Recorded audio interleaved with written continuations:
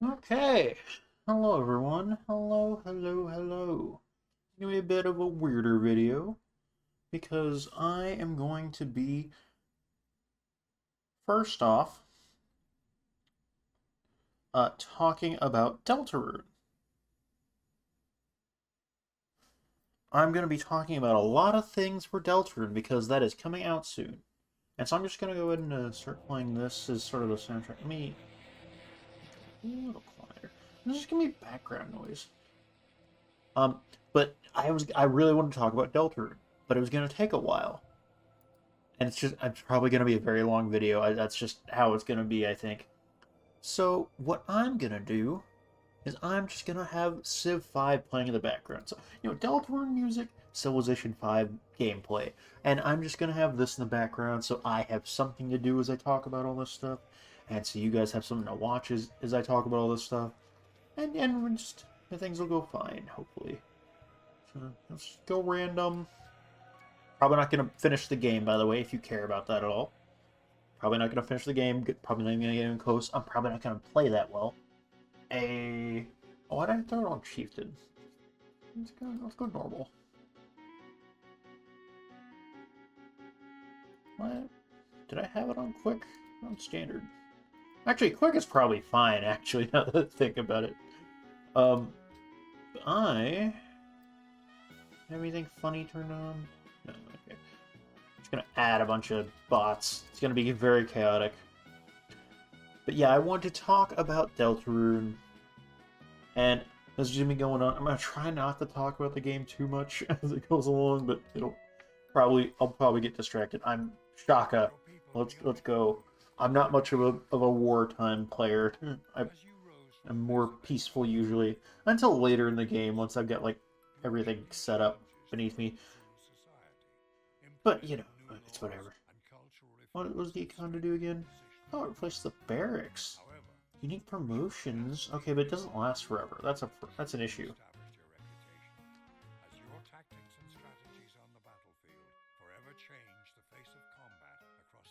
Where is it even at? There it is. Okay. Right here. Okay. Yeah, so I guess for starters, I guess I'll talk about the trailer and the newsletter. So I want to preface this by saying that I'm probably not going to pick up anything unique. I know a bunch of like much bigger YouTubers than me have talked about stuff that comes from the trailer and the newsletter. Um I will say it does all but confirm. I wouldn't say it's 100% confirmed, but it does pretty much confirm that it's going to be in Asgore's flower shop. I will say there is a slight chance it could be in, I don't know, the flowers by the graveyard behind the church, maybe. Or maybe Asgore's truck. There's slight possibilities it could be different. But, yeah, it basically confirmed that it's going to be very flower related, very, probably Asgore related. That one I think is a little bit less confirmed. But, flowers and happy, fun times has been a prevailing thing. Oh, Susie. Fucking hell. The soundtrack's gonna get me every time when things come on. But yeah, it did basically confirm a lot of stuff like that. There was the terrifying moment where we saw the Chris in the Undertale Flowey fight, that one section where you're fighting one of the souls. So that's fun. So there's a lot of things you could theorize from that. If I had to guess, it's either going to be like that one enemy in chapter 4 that has like the jump scare where you get the fight animation from Undertale, or it could be that there's gonna be some kind of allusion to the seven souls in Undertale. Seven different colors, seven different souls, and you have some sort of fight like that. Maybe it's fighting against Asgore. I don't know. It's hard to make solid predictions about that. And one thing I do want to mention in the newsletter, from what I remember, because I don't have it in front of me off the top of my head, I just made a list of stuff I want to talk about in Deltarune. So it could be stuff I'm forgetting, could be I'm not looking at the newsletter in front of me or anything. It was just the first thing I wanted to talk about because it seemed like that's coming out. It just that the trailer and the newsletter just happened. The game's about to come out. It felt talking about that first should be the thing. I'm gonna get to a lot of stuff, by the way. It's probably gonna be a very long video. But it did mention at a point about having fun while we still can, that things are going to get darker soon. So, I will say that I don't think that precludes this from getting dark. Because what that reminds me of first is Rousey's attitude at the end of Chapter 4, where it's like, see, Chris, I'm smiling. Everything's fine, kind of moment. It very much mirrors that attitude. I don't know if it's, like, Rousey wrote the newsletter or something like that, but it does very much carry the same attitude. And I don't know if that would be Rousey necessarily, being the one that is, you know, saying that. It could be another character that will have the same attitude, and Rousey could realize, oh wait, this is actually not good for me or Chris or the player. Yeah, shut up, Austria. No, Austria's chill, actually. Why are you already ahead of me? What'd you do? Technology? Oh, yeah, I guess tech. I want tech. I have a feeling this isn't going to go well, but it's fine because who cares? I'm not looking to finish the game. I'm just looking to talk about Deltarune. Let's get a scout up. Really should have gone down first. I found nothing this way. Pottery! Nice. Okay, so yeah, the newsletter. But yeah, that mention of it getting dark, I don't... There's a very solid chance that, like, nothing that it could just be like those, you know, Chapter 1, Chapter 2, somewhat, most of Chapter 3, fun times. But I also think it could get very dark in the end, because I don't remember what else is going on. The festival. And I, like a lot of other people, think things are not going to go smoothly in the festival. Oh, I love this part of the song. I love when this comes in. I know a lot of people like to go tradition. I never felt like I got that much out of tradition, personally. Is it just me? Sorry to get on the Civ talk instead of Deltarune talk, but I always like Liberty, to be honest. I'm a Liberty kind of person. Maybe it's not the meta way to go, but I don't know. It seemed like it always went well for me. I preferred it. Maybe I should have made another scout. Do gotta flex my muscles as the Zulu. So I guess, well, for one thing, in addition to it not meaning that there's no chance that things get dark later, it also does definitely imply that things will get really dark later, which, you know, a lot of people have thought for a while. A lot of people thought Chapter 6 and Chapter 7 would get really dark.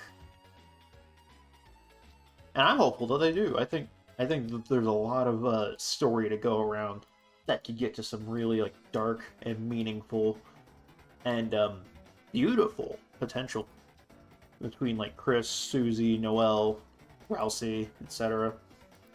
There's a lot that could happen that could go... Why didn't I talk to the city state? Why? I'm already making big mistakes. Oh well. Let me go say hi to them. Okay, so I guess the next thing on my list, then, I want to talk about Toby Fox's writing style. So I want to highlight this first to just... Oh, I forgot to mention at the beginning of the video, by the way. There will, of course, be big Undertale and Deltarune spoilers throughout my discussion of this, so just... I wish I'd mentioned that at the start, but oh well, it's kind of too late now. I think I'll get the worker. The production can wait. Ooh, this song's so good. Nice. Budapest. Anyway. See, I want to talk about Toby Fox's writing style. So, by that what I mean is that Toby Fox is a really good writer, and Toby Fox is really good at taking things in directions that no one was really expecting, and making it make sense and be satisfying anyway. I want to highlight that because Undertale. Around the midpoint of Undertale, which is where we roughly are with Deltarune. That's about when, I'd say we're roughly whenever you fight Undyne. In a neutral playthrough. When you fight Undyne, finish that fight, get to Hotland, that's roughly where we are in the total scope of a singular run of Undertale. Not the totality with Pacifist and Genocide, so on. But, like, you know, just the main story, that's roughly where we're at. I want to highlight that because there's a lot of stuff we didn't know by that point in Undertale. That doesn't mean it's necessarily going to be perfectly analogous for Deltarune, but there's a lot of stuff we didn't know. I don't know if Azrael had even been mentioned. There was no concept of Kara, really. There were hints that about we barely knew anything about Asgore. He'd only been mentioned by like a couple characters mainly, and they were conflicting things too. Where I think Undyne had called him a wimp, and Papyrus. I don't know if Papyrus knew him. I don't remember if he mentioned that off the top of my head. And then just anyone that happened to mention Asgore was just like, oh yeah, he's such a nice guy, except Toriel. But like we didn't really know much about him. We hadn't met him yet. And you know, there's just a bunch of stuff, like the True Lab, we had no concept that we'd ever be going there. And there's a lot of stuff that we can predict in Deltarune based off of stuff. Like, obviously, people predicted that we'd go to a TV-esque world in Chapter 3, and we're right. And they predicted we'd go to a church-esque world in Chapter 4, and they were right. And Flower Shop seems to be right. So it's not that there's not stuff we can't predict ahead of time. But I will say that Toby Fox is able to go in a lot of directions that we don't see coming. Like, yeah, we had the broad strokes of TV world, then church. Oh, this song's so good, by the way. Field of Hopes and Dreams is one of the best songs in Deltarune. It's hard to say what the favorite one is out of all of them, because obviously the Sanctuaries are incredible, and A Cyber's World is also up there for me. And it's hard to say if anything else is in that top tier. I think My Castle Town is also just so good. That might also be up there for me. But like, yeah, Field of Hopes and Dreams is... This was the song that, like, whenever you first played Deltarune Chapter 1, is just like the, oh, Toby Fox stepped his game up moment for me, at least. So yeah, I just want to highlight that Toby Fox is very unorthodox and very good. And I want to mention that in particular because I think there's directions that I want to go. There's a lot of directions that other people want it to go. And we're almost certainly not going to be right. I'm not going to be right. There's going to be a lot of stuff I talk about here that I'm not going to be right about in the future. Or even stuff I'm mistaken about now just because I don't remember or whatever. But there's a lot of stuff that, like, we're going to have wrong. And it's probably going to be better for it. That's the main thing I'm trying to get out here. Is that, like, a lot of things are going to be better. Like, Toby Fox knows better than us for some of this stuff. Another thing I like to remind everyone is that Deltarune, at least according to Toby, has been in a concept for so long. Ending he had in a dream, and I believe he wouldn't be so committed to making that ending if it wasn't good. I think around the time of Chapter 1, I might have been skeptical that, like, it could be as good as Undertale, because Undertale's so good. I love Undertale. But, like, chapters 2, 3, and 4 have gone and blown any doubts away for me. I trust that Toby will nail the ending. And that no matter what I think things are going to be, and no matter how satisfying or unsatisfying I think something could be, he's gonna nail it. I trust that he will, because he knows what he's doing, and he's never let us down before. In his exactly 1.5 games. But yeah. I just want to highlight that, like, I have directions I want to go. I have things I want to see. And at the end of the day, Toby probably will not do half of them. And that's okay, because what he does do will probably be better than anything I could have thought of. Same applies to maybe not every person out there, but most people out there. I'm sure there'll be flaws at the end of the game, just because that's how creative writing works. There'll be something you could have done better that you think of later on, or someone who's like, hey, this thing never got addressed. It's not going to be fully airtight. There's a lot of stuff in Undertale that's not fully airtight, and that's okay. But I believe that he'll be able to set up a satisfying conclusion for the game. So I guess I'll go from that to the biggest discussion point in the fandom at this point in time, which is just the night. So, I think I'll take now to just point out that I think I'm more caught up on the fandom and on the theories, like way more than I was between chapters 1 and 2. Like after chapter 1, I knew about Jevil and I knew about the fight, but I hadn't like sat down and watched someone play it, or like seen multiple people play it, or whatever.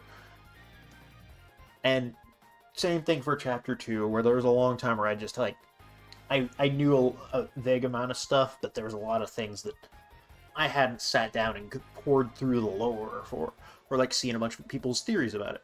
A lot of the I've been following a lot of Deltarune YouTube-esque channels lately.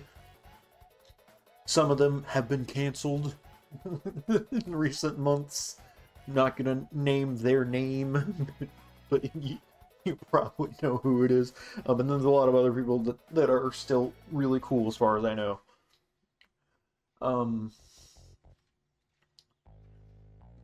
But yeah, I'm a lot more caught up on like where the fandom's at. And I will say for the night in particular, and for a lot of other stuff too, but for the night in particular, I do want to point out that for a lot of people's guesses, like all 4 of like my main candidates of who the night is going to be, I feel like a lot of the fandom forgets how chronically online they are for this. Like the people that are making these like theory videos and stuff like that, and the people that are watching them, it might be a little bit more than a lot of other stuff for Deltarune.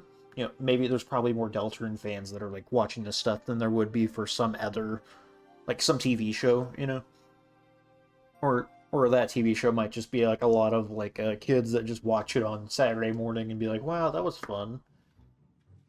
Oh, Scarlet Forest is so good. I love the song. But a lot of Deltarune fans, despite how online the fandom is, are inevitably not going to know much about Des or Carol or whatever. Like, Carol's very clearly been the biggest, most obvious. Not obviously, of course, a lot of people don't think it's Carol, but she's been the most obvious candidate for the night. In that, like, she's the one that I think a lot of the if you don't know much about secret routes or don't know much about things going on around the game, if you've just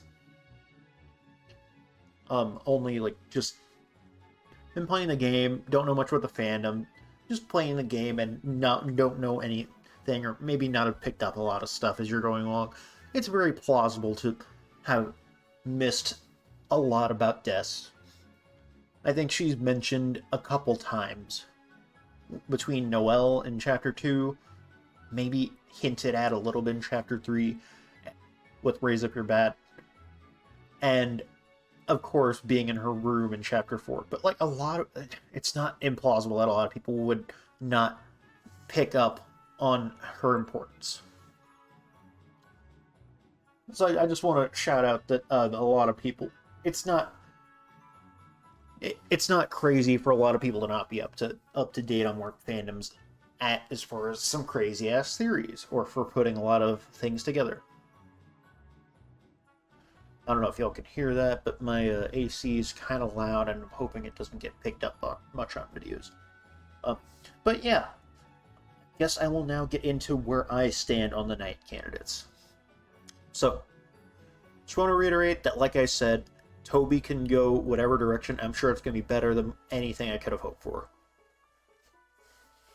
So, whichever one of these it is, of the 4 main candidates that I think it could be, or just anyone else the field, you know, I think Toby's gonna make it make sense, and it's gonna be really cool, and it's gonna be an interesting thing. So, we know at this point that Chris is working with the Knight, and seems to know who the Knight is, based on the fact that they went out of their way to not open the closet in the church, and not... I think there's a point where it's like you think about the identity of the Knight, but Chris thinks about something else. Like they're purposely not trying to give you any idea of who the Knight is. So I think they know. They know who the Knight is. Which, of course, maybe doesn't narrow the field that much, because Chris probably knows most of the cast. But, you know,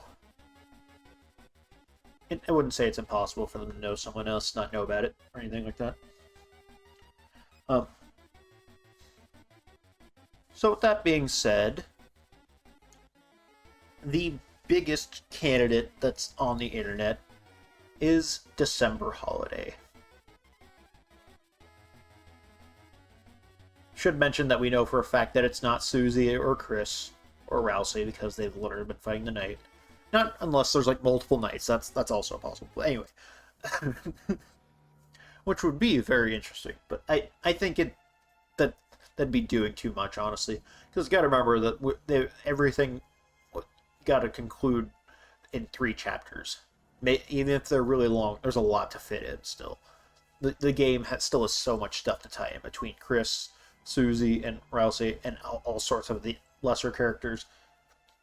There's so much to tie up. But yeah, December Holiday. I'll be honest, I don't love the idea of December being the Knight. I still think it's the most likely thing, and I think if Toby does go that route, that he'll do it justice, and will win me over. I'm pretty confident that Toby will convince her, like, oh yeah, no, that works actually. That's a good idea. There's theory videos all over the place about why December would be the Knight, putting clues together and stuff like that.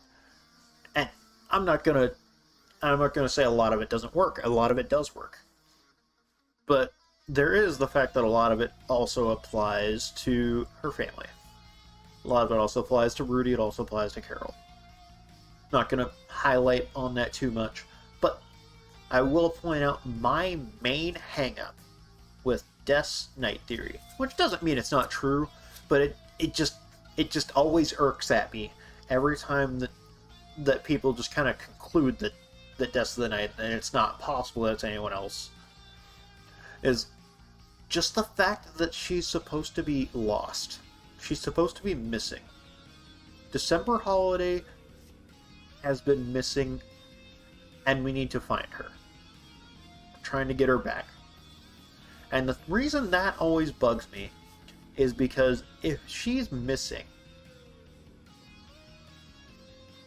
then the Knight flying around like they are, potentially being December, how is she missing? I've seen a lot of like stuff being of like, oh, that's the body and it's the soul that's missing, or some stuff like that. Or like, oh, she's not herself right now, it's corrupted her mind and stuff like, and that can work. And again, I think Toby, if he did go that route, could make it really work. But I also don't know if that would be the most satisfying thing to me. I'm sure Toby could make it the most satisfying thing, but like, just off initial concept, that sounds convoluted, and it honestly sounds way too similar to Azrael being Flowey. So people, yo, we're 4th. Tied. Awesome. That sounds way too close to Azrael being Flowey, and I don't know if Toby will for sure go that route. Not to say that he can't do that again and make it work. It just feels like, again? You sure? You sure, Tobithy? Which they should go for first. I'm gonna throw up another scout. Okay, let's just get the guaranteed one. Okay, we're an archer now. Archer build.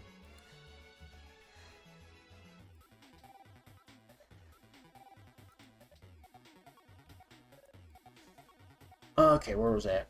Yeah, December, I don't love that idea. Not that it can't work, not that Toby won't make it work if it does happen to be that way, but I think it's very unsatisfying and it's just being described like that. That December, if she's around, why are we looking for her? Like, I know there's a lot of, like, discussion of, like, whether Carol is working with the Knight, which I don't think she is, but I don't remember if there's anything conclusively proving that they aren't working together. We know Chris is working with them both, but that doesn't mean they're all in on the same plan. Like, I also think Asgore is not in on the plan. He's got his own conspiracy, I think. But it's also, like, I don't know for sure. I haven't ridden the game. I don't trust that we're going to get a great library. Give it a little shrine. Let's see. Calendar. Yeah, calendar would be good.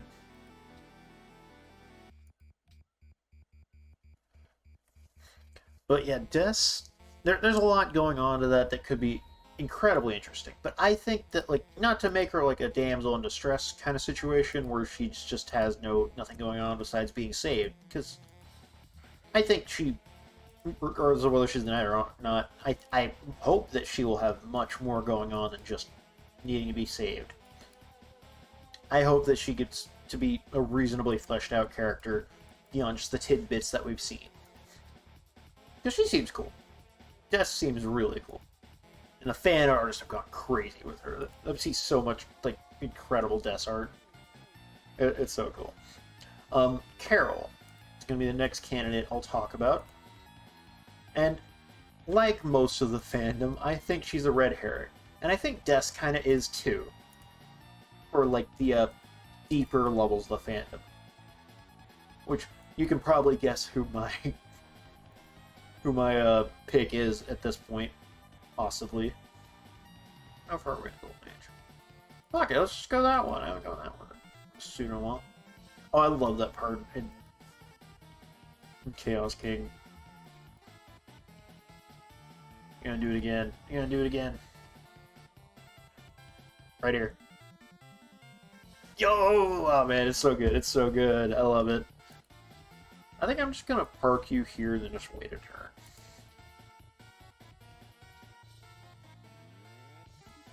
But yeah, Carol, she makes a phone call and then immediately after things happen in the church.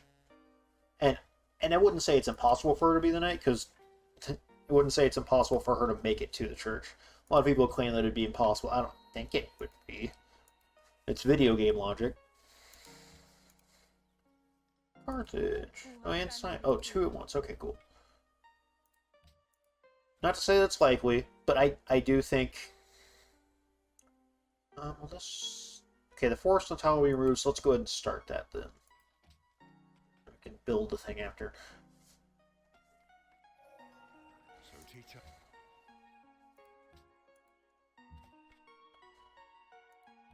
We're even going 30 minutes. I'm barely on like the 3rd thing on my list. So Carol. I think she's a red herring. She seems like the, maybe not obvious pick to be the Knight, but she definitely seems like, I don't know, I just get the vibes that it's not gonna be her. But not to say it's impossible, I think she has the same, like, motivations that the other two main candidates that I would have in saving Des, doing this to save Des, cause the word to save Des. I've also seen, by the way, I saw a theory a little while ago about, like, the motivations of the Knight and how, like, a lot of it doesn't seem to make sense of, like, why are you even causing the roar? And I did see an interesting thing that, like, posited the idea that the Knight doesn't actually know what they're doing and they're testing things out, and that's why they've not acted as, like, a logically as far as causing the roaring as they could have, and about how the causing the Titan to spawn in Chapter 4 was just them, like, a desperation, I don't know what this will do kind of moment, and not them, like, starting the roaring, you know? Yo, Jevil! Oh, it says masonry should be next. Let's go with that. Why not?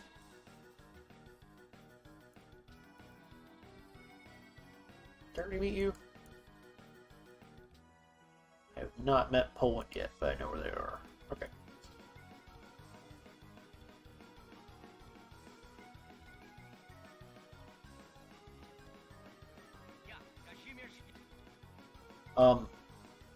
Guess I'll go ahead and get on.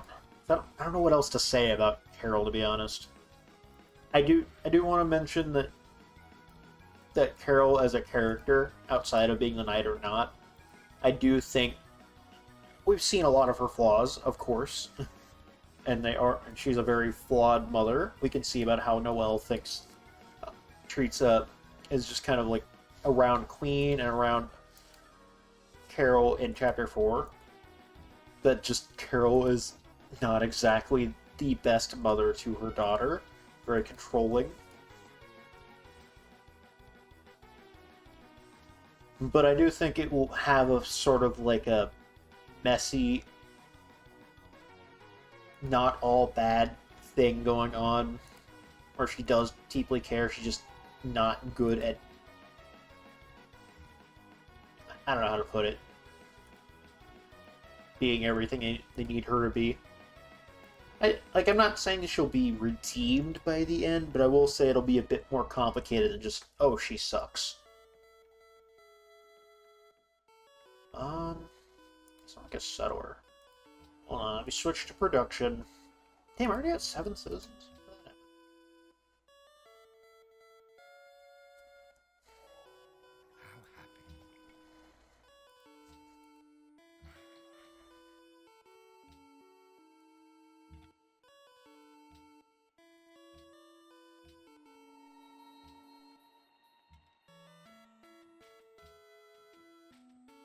But yeah, Carol, I hope we'll get some proper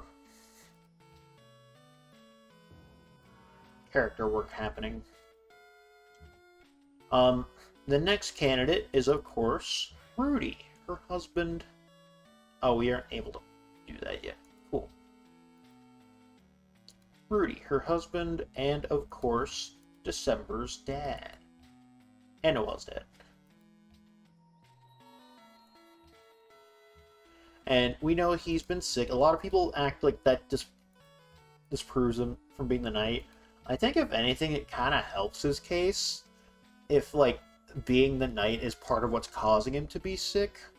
Or if him being sick is limiting his time as the knight. That's why he's, like, needing help from Chris in so many ways. And a lot of people have talked about the knight's attitude.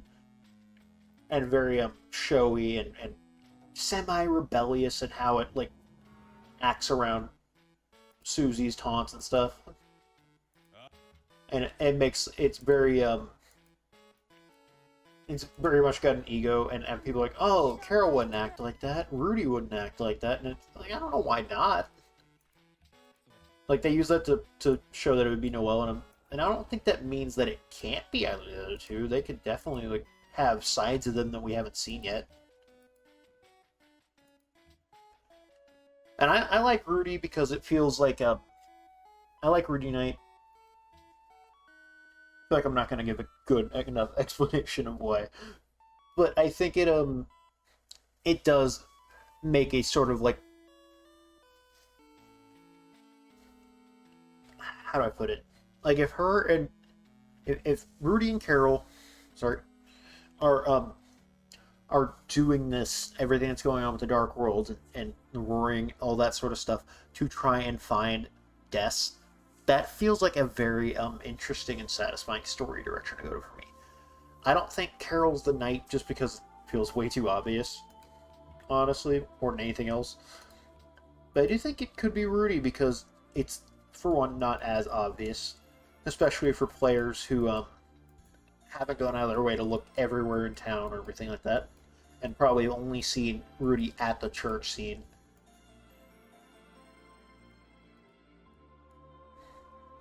and I think it would be, connect well to his illness, where he's like almost burning his life away to try and save his daughter.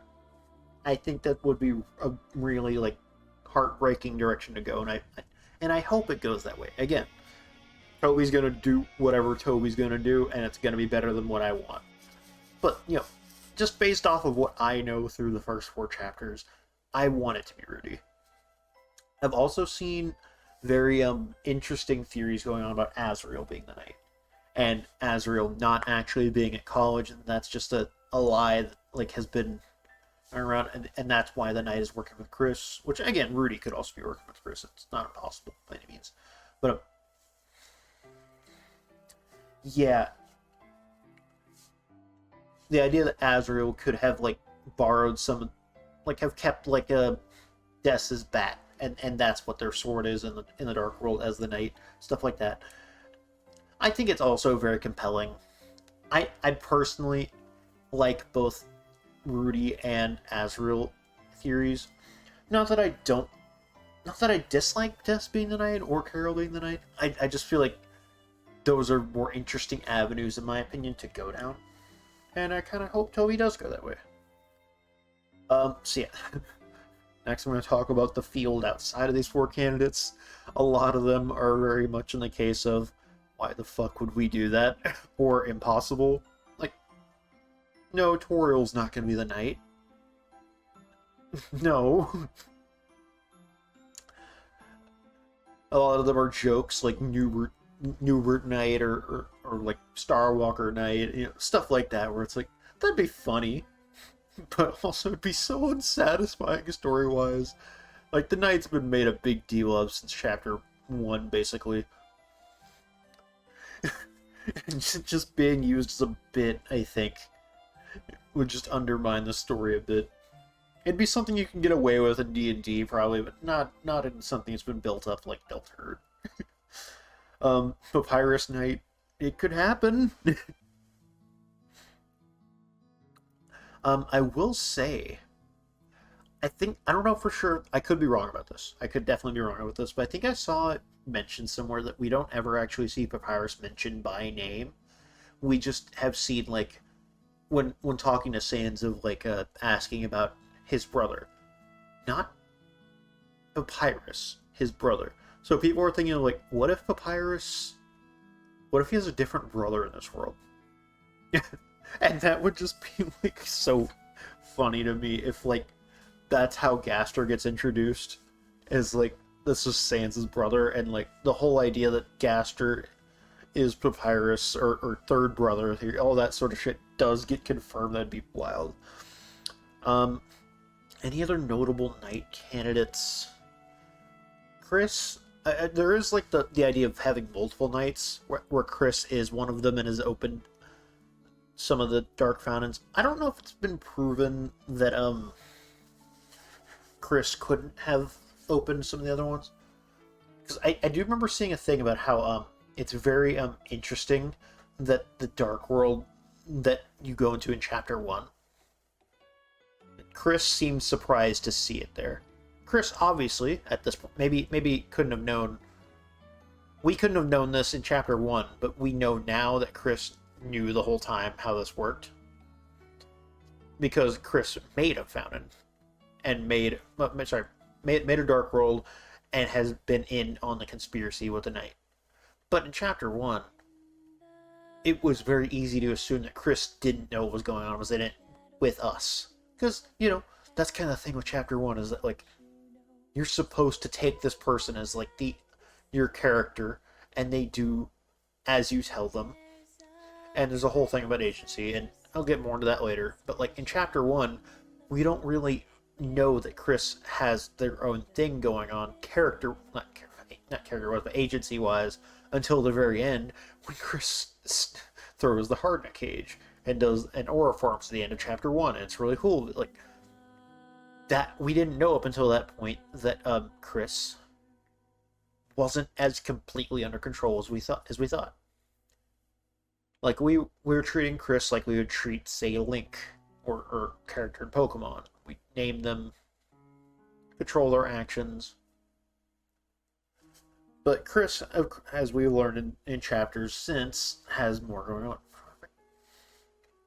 And Chris has this moment where Chris seems surprised to see the fountain there, which implies that Chris isn't the one that made the fountain in chapter 1.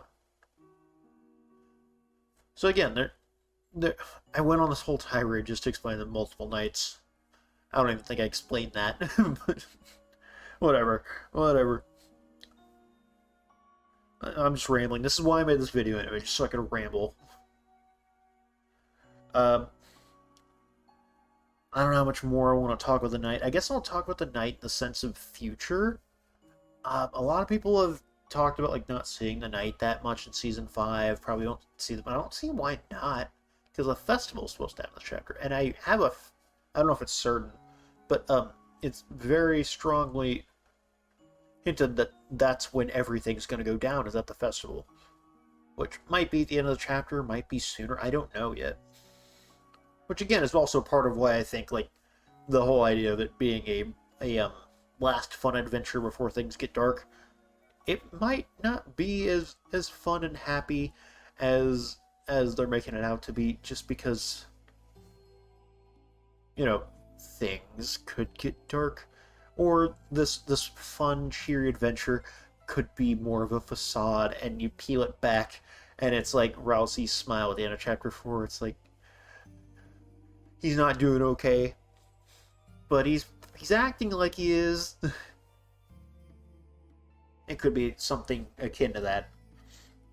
I think next on my list is I wanted to touch on the major Undertale characters, because, you know, a lot of them have had parts to play in the story, but haven't been that central to things. First, I'll cover Toriel. I think Toriel's going to have a decent amount left to do in the game, because, you know, it's Chris's mom. Chris's mom, and that's going to play an important part one way or another. And I will say that she rightfully deserves to have gotten a lot of slander that she's gotten from the fan base, based on her like forgetting about Chris in chapter 4 and then getting drunk with Sans and whatever the fuck happened later that night. I don't want to touch on that too deeply, but yeah, a lot of people can get mad at her parenting. But I will say, she's also, I think, been more attentive to Chris's, like, social situation, and, like, probably a bit more knowledgeable in general than it has seemed so far, I think. Like, I think she's another messy parent, but I think she does love her child, and I think she does care. And I think, if nothing else, in chapter 7, she's going to have some big part to play, I imagine. Asgore, the next one I'm going to talk about. Oh, man. In Undertale, I think Asgore is one of the most underrated characters in the entire series, just because, like, the whole concept of, like, oh, my castle sounds on. Thank you. Asgore, the whole concept of all these people looking up to you, and the only thing you can give them is hope, and so you do these terrible, terrible things just to keep your people with some little bit of hope, because you can't bear to let them down, and so you do these terrible things to do that. It's like such like a bittersweet, dark position to be in. It feels almost very like a George R.R. Martin-esque, where it's like, you can't say that this is the right decision, but also, like, it's hard to say it's not with merits, you know? Like, you get why he does it, but it's also like, man, those are kids. And like Toro says, there was another way.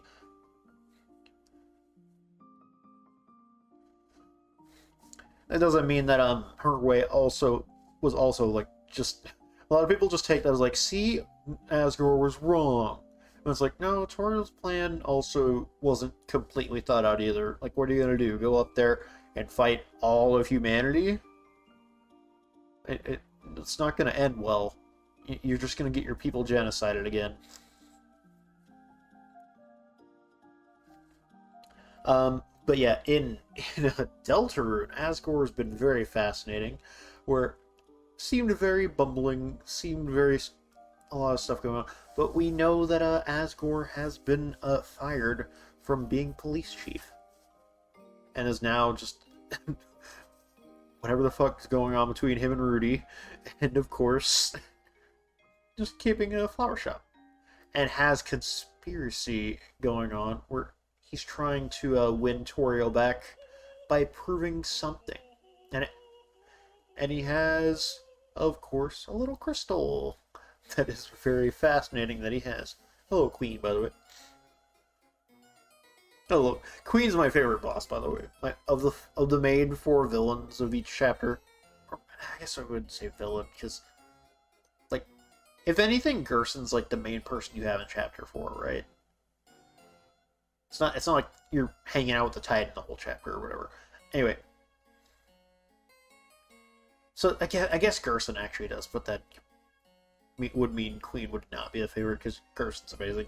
But, I love Queen. Queen's so funny. Like, Queen might be the funniest character in the game. She's so good. She's so fucking good.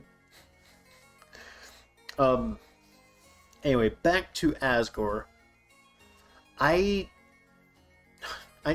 Problem is my memory sucks. So there's a lot of stuff that I'm like referencing, and I'll be like, I don't remember exactly if there's no flaws with this idea or whatever, you know. But Cypress Field. This is another one of the songs that just is incredible. I love Cypress Field. But I believe Asgore. I don't remember what the merits of this reasoning were, but I believe he's not working with Rudy and Carol. At least he might be, but is not fully in on their plan, and they're probably not fully in on his. I think he is at least partially working separately from them. So the theory is that Asgore will open... I think the theory is that he will be the, the Rage of Inferno of Jealousy. I think that was Inferno of Jealousy.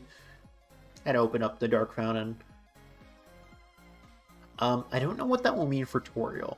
For his Dark Fountain. It's probably going to mean something. There's probably going to be something that affects Toriel, or like have like something connected to her in there. If she doesn't end up in it.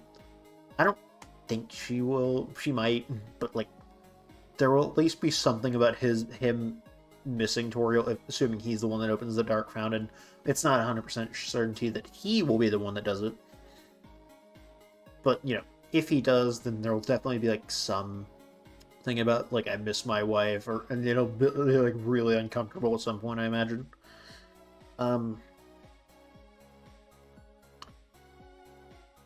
And also everything that's going on with what got him fired, which a lot of people assume that he's lost his job because of Dess's disappearance. I remember seeing a video just the other day that was talking about like there's a chance it could also be this other thing. I think it was losing the code. I think they might have thought he lost the code for the shelter, and that's why he lost his job. But I don't know one way or the other if that's going to be the case.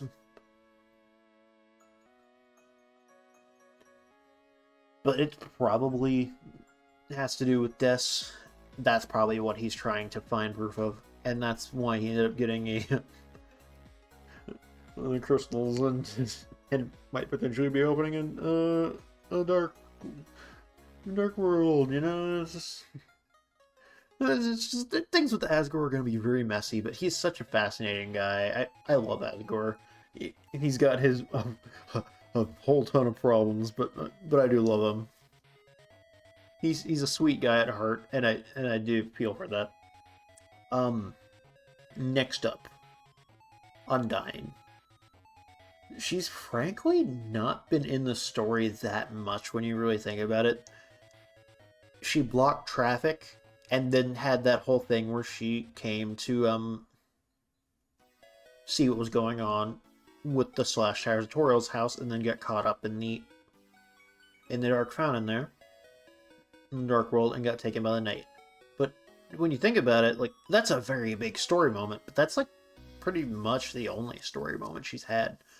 I have seen theories about like the whole police sacrifice line from the phone might be someone else, you know? Like, it might be they're getting Napstablook or something instead of Undyne.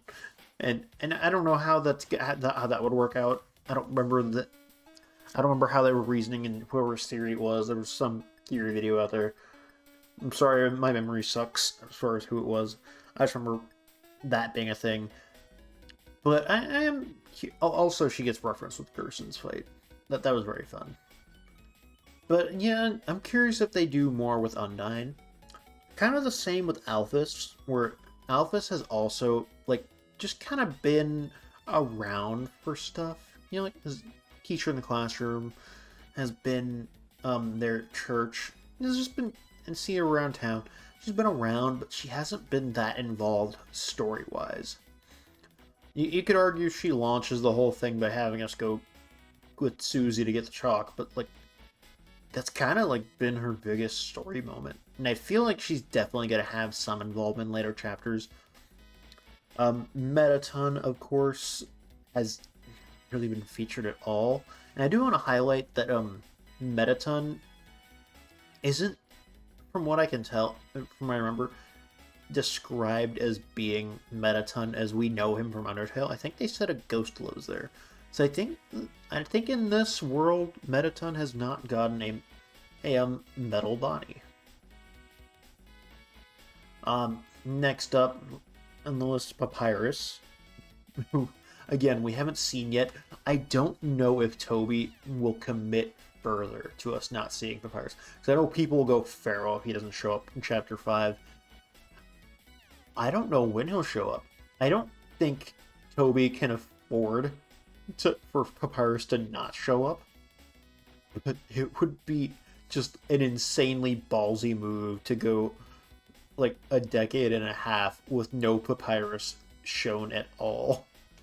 Or like maybe at the very end of Chapter 7. Like, people would lose their minds if they don't get Papyrus eventually. As far as like being connected to the story, maybe Papyrus Knight? Maybe he gets involved somehow? I don't know. Papyrus is very much just a question mark as far as everything goes. Sans. Sans both is and isn't as involved as people might have thought he was. Like, obviously there's a lot of Dark World stuff where Sans just hasn't come into play remotely at all. And there's been, like, hints of, like, a Sans might knowing more what's going on, just the odd line here or there. Or, like, questions that you could pose to Sans, and he'll have a funny answer and kind of dodge the question sometimes. Stuff like that, where it's like, you might know more than what you let on there, buddy. I think Sans is a very interesting character to pose, and I'll briefly talk about this. A lot of people have theorized that Deltarune's a prequel to Undertale, which on one hand would make sense in the idea that Sans references a different life once upon a time, and you can find stuff in like a secret room in Undertale, like a police badge, stuff like that. A lot of people theorize that Papyrus might be on the police force because of that badge. Stuff like that, where it's like, if Sans and his brother came from a different world, and they theoretically came from Deltarune, and that's like a prequel, that would kind of make sense. I don't know if I love the idea of Deltarune being a prequel, just because it feels like there's still so much to explain for that to make sense, and not really enough time, as far as I can tell, to do that. It feels very A Song of Ice and Fiery of like, okay, there's not enough time to cover this if we do go that way.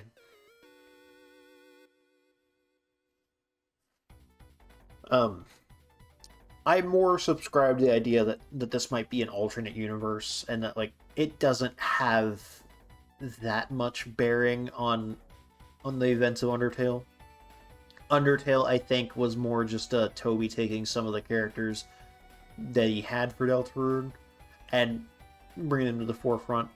Or maybe they weren't even, like, most of them probably weren't even that conceptualized, or probably vastly different, if he even had them at all, as ideas for Deltarune when he was making Undertale. But then he, of course, had to throw them into Deltarune when that became the new main game he was making, because, you know, people were going to want to see their favorite characters again. But yeah, Sans does have stuff that is going on that is very fascinating, in that there are some times where it seems like he does kind of get an idea in a meta sense that things are going on. Like fuck, I wish I remembered what was talked about or the context of it, but there was something about the whole Jitterbug scene where I think it was, I think they were saying that Sans was keeping Toriel safe by not letting her go back to the church. Well, not letting her being a weird way to phrase that, but yeah. But that keeping her busy kept her safe from being taken, like Undyne was. And I don't know if that's going to be the case or not, but it is intriguing. And of course, there's the fact that the place where it rained, and then it's raining somewhere else. Those are connected for a reason, but I still think it's too hard to tell how they're going to be. I feel like Sans is definitely going to have, like, some big thing happen in chapter 6 or 7. I avoided saying it. Okay, there's an or in there. But, you know, and I definitely don't think, I think he's not gonna, like, steal the show in that sense. I think he's definitely going to be, like, there might be some interesting tidbits. Maybe it goes the route where he gets transported to another, he gets isekai to Undertale. I don't know. But I kind of doubt that he's going to play a big enough role for it to be, like, a bigger deal than whatever's going on with December or Chris or Susie. I think he's gonna have probably a bigger role than he's had up to this point in chapters 5, 6, and 7, but probably not, like, be a main center focus, if I had to guess.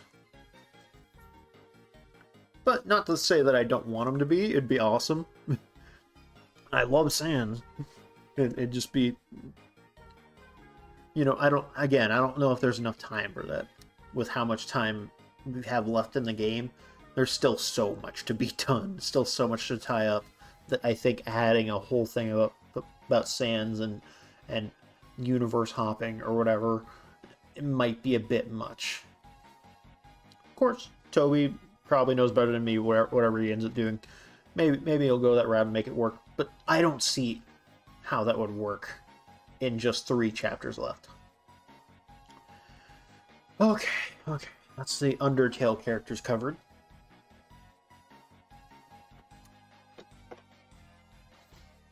So now I'm going to talk about the major characters in Deltarune. First is, of course, Chris. This is going to be quite the doozy. Also, I just want to mention, I am so sorry if I ever accidentally misgender Chris. I'm not meaning to. It's very late at night for me. I'm trying to record this because I came home from work, ate dinner, and then I'm like, I need to get this recorded, or else I won't get the chance to at all before the chapter goes up.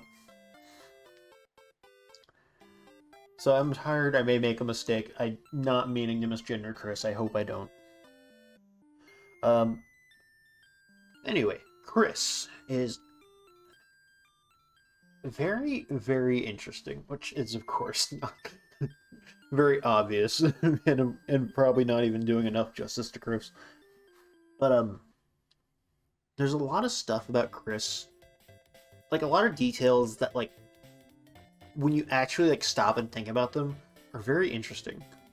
Like, take Chris's room. Everything like, it's so plain.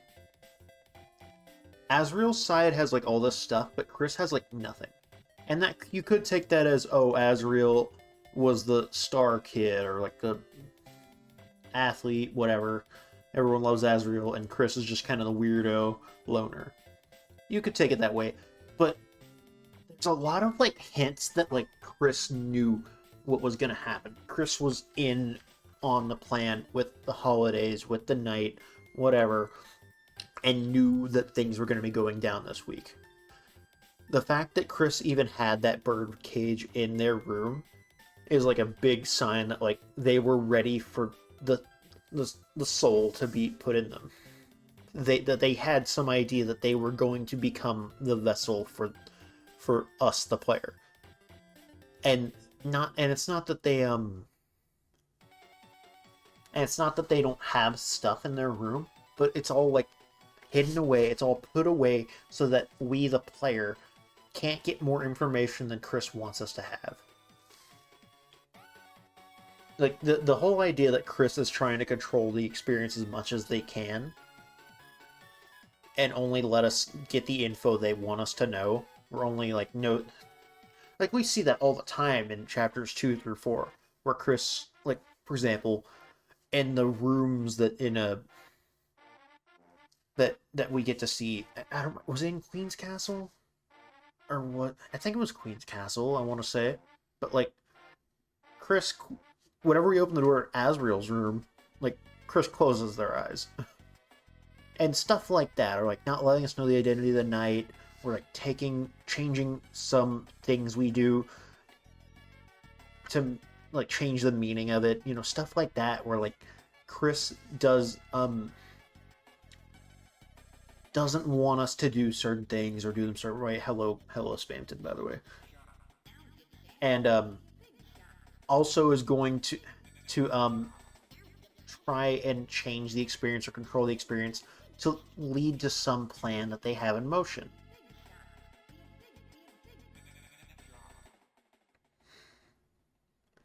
And it's just there's a lot of stuff that we've found out, especially in chapter 3, about Chris, when it comes to Noel, when it comes to Azriel, when it comes to playing toys. You know, Ram taught us a lot. Eram. Actually, I know that, what was the other name for Eram? I know there was another name tossed out for them around. I don't remember. But yeah, there's a lot of stuff we find out about Chris, and I feel like there's still so much more. There's still so much more that I think we will find out in the coming chapters. A lot of people have said that this is going to be a Rousey-focused chapter, and I think it will be to an extent, but I do think that Chris is going to be a main player for, like, every chapter coming still, of course. Not that they haven't been already in pretty much every chapter, but, like, I feel like it's going to... The dam is opening on finding out about Chris. I do want to mention that one of the things that has always stuck with me about Chris, especially when it comes to Toby writing Chris, is I think Toby made a tweet a long time ago after Amori came out about how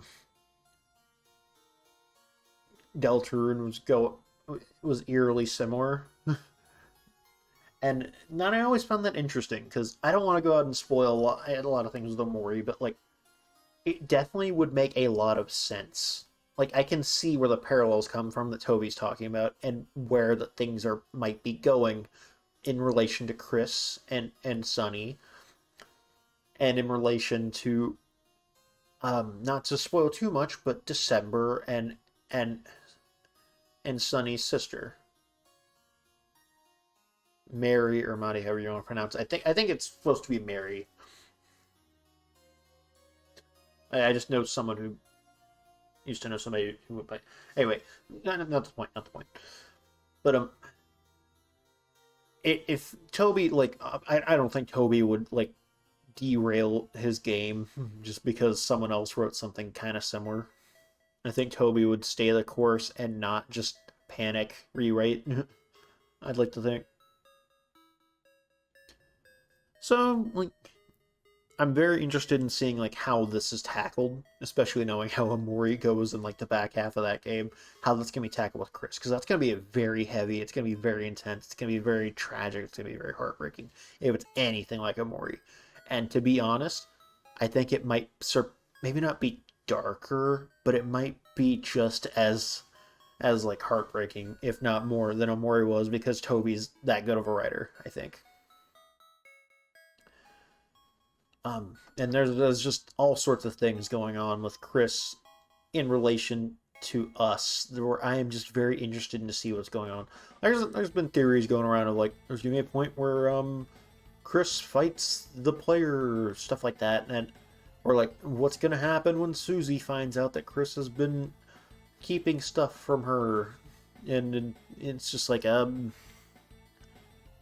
we don't know for sure if that's gonna happen, but there's a good chance, and it's gonna be very interesting seeing not only how it affects Susie or us the player, but just how it affects Chris for these things. Chris is like Susie's my favorite.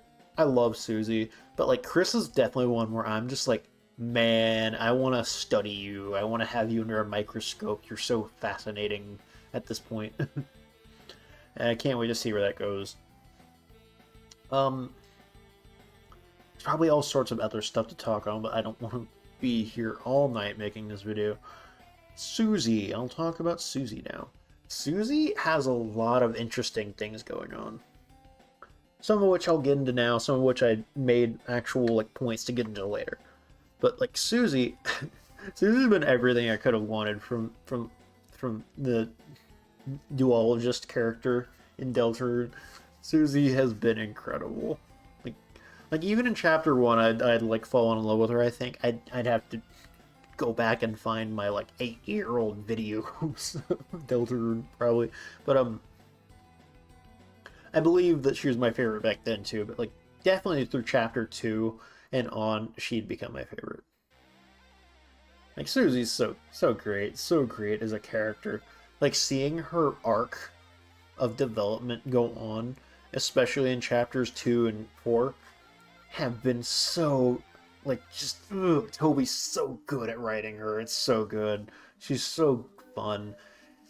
And then from like there's a lot of like tidbits of what we can find out about her that we don't know too much about yet, but I think are going to be revealed, especially in probably chapter 6 or 7. Because it's a lot of people suspect that Susie is homeless, or at least has a very terrible home life if she does have a home. I think a lot of people think that she lives in the alley that we see by where Alphys lives, which would mean that Alphys, I think, has some idea of like what Susie's living through, if that's the case. And you see points where like Susie's like very shocked in a good way if like we offer food or things like that. And like a lot of times where Susie's just like surprised to be treated nicely, and I think her living on the street makes sense. And I think there was another thing where a lot of people think that how Queen treats the different characters in her world reflects how their parents treat them, like which would imply a lot of things about characters, because we know how Queen is with Chris, and that would make sense with Toriel being reflection. But the other characters we don't know quite as much. We could infer a lot from Carol because of how Queen treated Noelle, and that mostly ended up being pretty appropriate. I think Queen was obviously much less cold than Carol is, but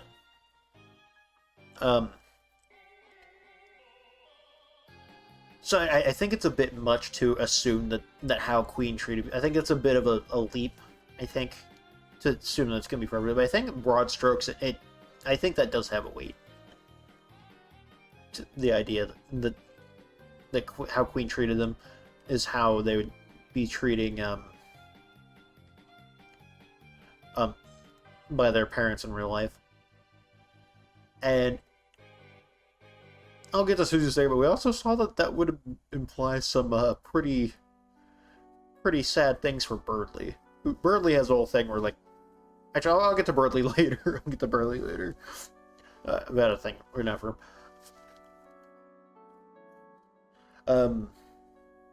Yeah, Susie, her home life might not be good. We know that she's been through several towns that she hasn't really kept friends from, and she's never really felt like she's had people in her life before like this until this point. Of course, this song came on now. And it's going to be very fascinating to see, like, where that goes, where her, like, connection to people leads her as they become, like, her strength in the later chapters. But also, I want to briefly touch on, like, her position as the prophecy and defiance of fate goes, because I'll get much more into, like, the whole, like, thing about the thing later. But it's been a very fascinating theory. A lot of people theorize that the girl with love stitched on her heart, that wasn't actually supposed to be Susie, but actually Noelle is supposed to be the girl in the prophecy, and that Susie, for whatever reason, is able to break the predestined fate that we've had in this game written out ahead of us. For whatever reason, she's able to take the place of Noelle, and things are different because of it.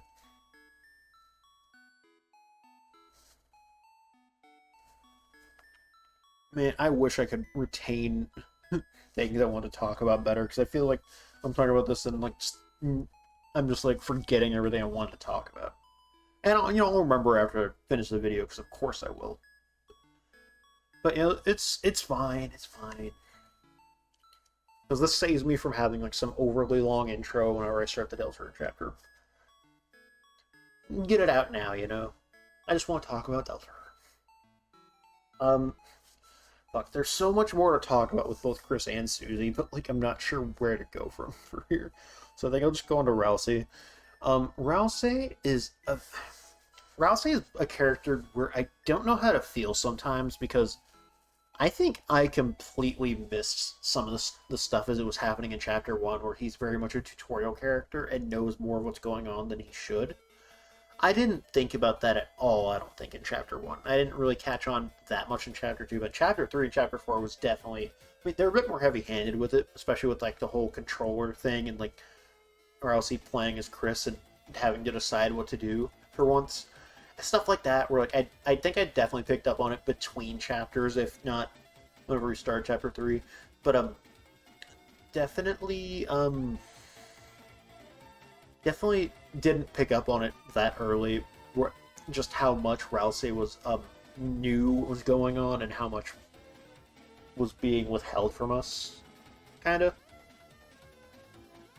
as far as, like, Rousey's knowledge and what Rousey thinks of everything going on.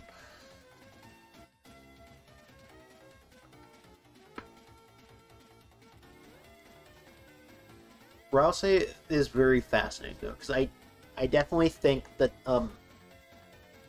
if you do choose, of course, to treat Rousey as a friend, I think that's had a big effect on Rousey, and Rousey will have, like, a big thing coming up, probably in Chapter 5, where things are going to break for Rousey, and he won't be able to accept the role he's had, and can't keep doing this the way he has. There'll be a big breaking point. There might be a fight, I don't know, as he tries to hold on to his role, but I think that, like, he's trying to be almost like an actor here. He's trying to perform a role, which we see at the very end with the whole, see, Chris, I'm smiling, everything's fine. And that's the biggest example of it. There's all sorts of times where he's, like, trying to fit in with what he needs, or just not consider himself important.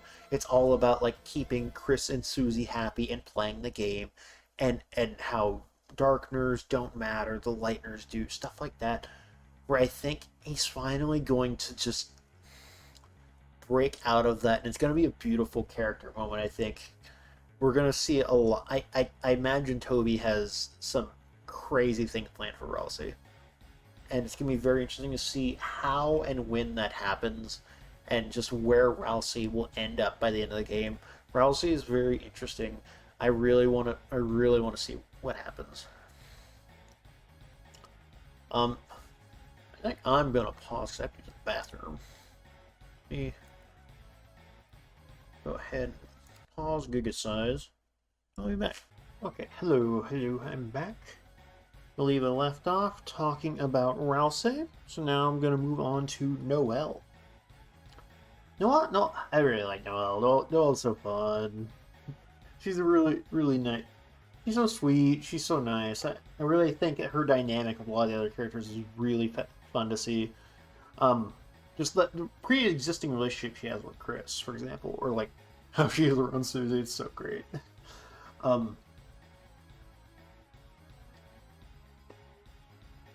Obviously, the first big thing to talk about with Noelle is just everything going on with December and her family.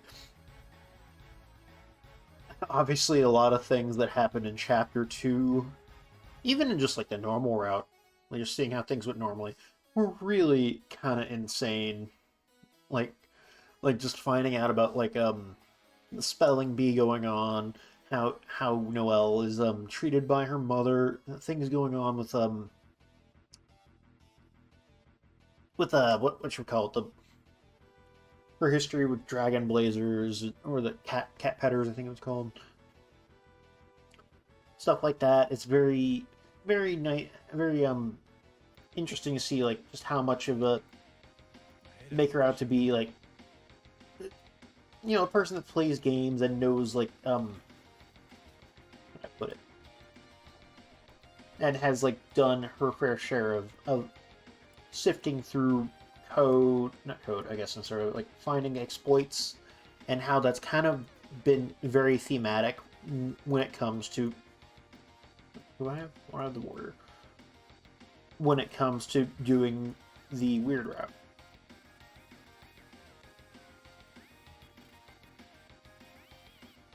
Of course, the weird route in itself is largely just finding a new direction in the game.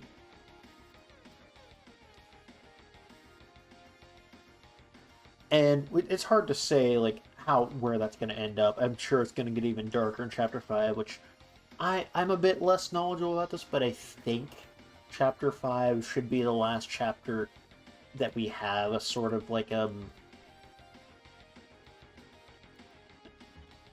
that we like are finding a secret boss to get the thing from. Because obviously Spamton had one, and then they retroactively added one for Jebel. And then I believe it was the not ERAM, but the Roaring Knight that had it. The Shadow Crystal.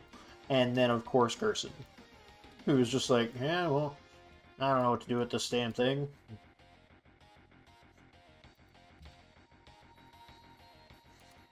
You kids take it. Yeah. So,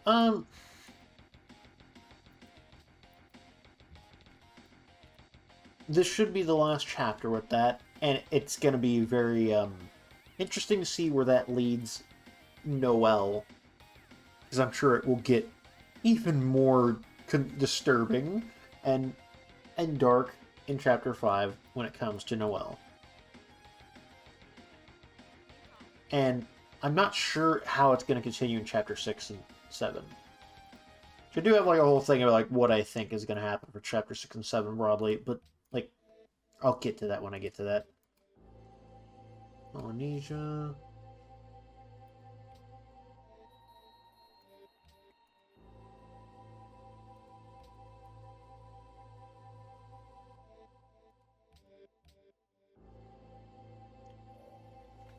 But yeah, how things go with December, how things go with Carol and Rudy, how things go with Susie, it's gonna have big effects on Noelle. So it'll be interesting to see like how exactly things end up coming about when it comes to, on that front. I don't exactly like this area up here, but I gotta set up cities somewhere. I don't know if I could manage to sneak in over here. Or maybe at least up here.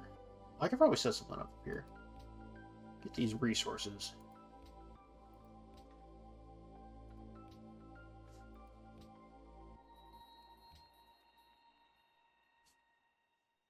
But yeah, Noelle's like kind of, not that like she won't get a ton of attention and a lot of things going on with her, but I feel like there's a bit less that will probably get overall compared to Susie and Chris for sure, but also probably Rousey as well.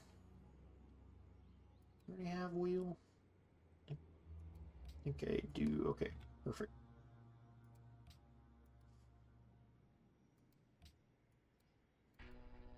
And then I guess I'll move on to Birdley. Birdley is obviously not going to have anywhere near as much going on as the first four characters we talked about, but there is some interesting things going on.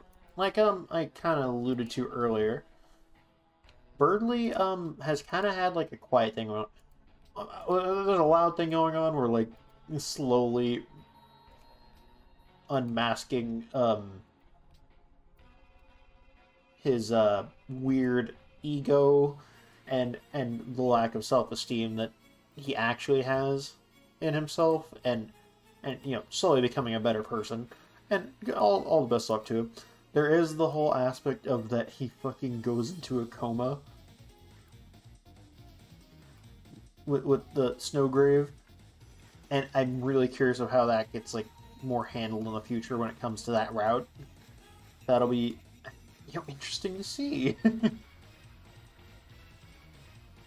I guess. Fuck it, see if we can get pyramids in time. Why not? At worst, we don't get it. I'm gonna send you up here. Be a big shot. Religion's been founded already? Goddamn. I need 30. Okay. Somebody already has a religion. It's crazy. Actually, how am I compared to 82? Oh, yeah, I'm just kind of in the middle of the pack behind some people. Oh, at least China's friendly with me.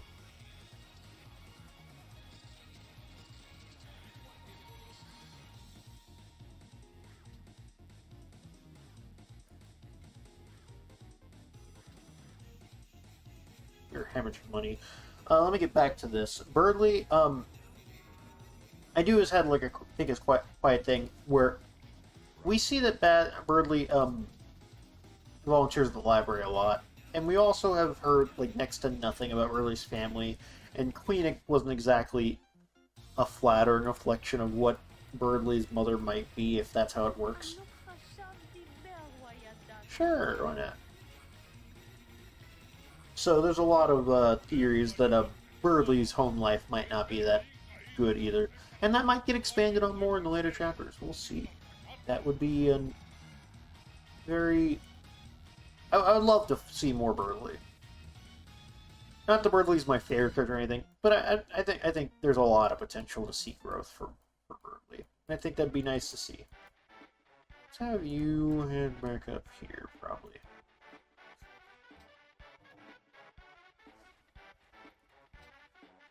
But yeah, Birdley obviously isn't going to have anywhere near as much going on as Chris, Susie, and Rousey. Next up, I have Lancer, which, by the way, I've been... Lancer and the next character are mainly just because they've been, maybe not in every chapter, but basically showing up all the time in the chapters. So I'll just include them in major characters, because why not? But yeah, Lancer, I think might actually have something to do towards the end, might have some big role. Not because Lancer is the most important character or anything, but I believe that like it's gonna be sort of like a mirroring thing. Like, because like chapter 1 I think is gonna have bigger importance towards the end than we think it does now, I think. Like, something about some aspects of Chapter 1 are going to be like, wait a minute, kind of moments, as we see how the game ends.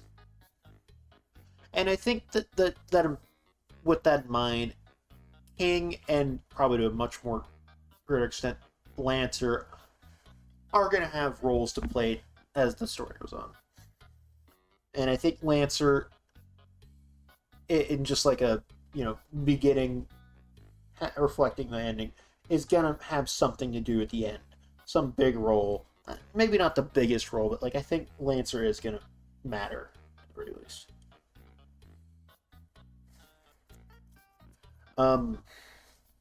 Next up, Rules card. Again, I think this is more of just like he won't stop showing up to fight us. I think Rules card is definitely going to have some fucking role to play near the end that's probably more serious than it should have any right to be. Like it'll be like after all these joke fights, finally there's one where it's like, oh shit, he's actually cooking. It's probably going to happen near the end, but I think for Rules card. Then when I get to the main bosses, which of course we have,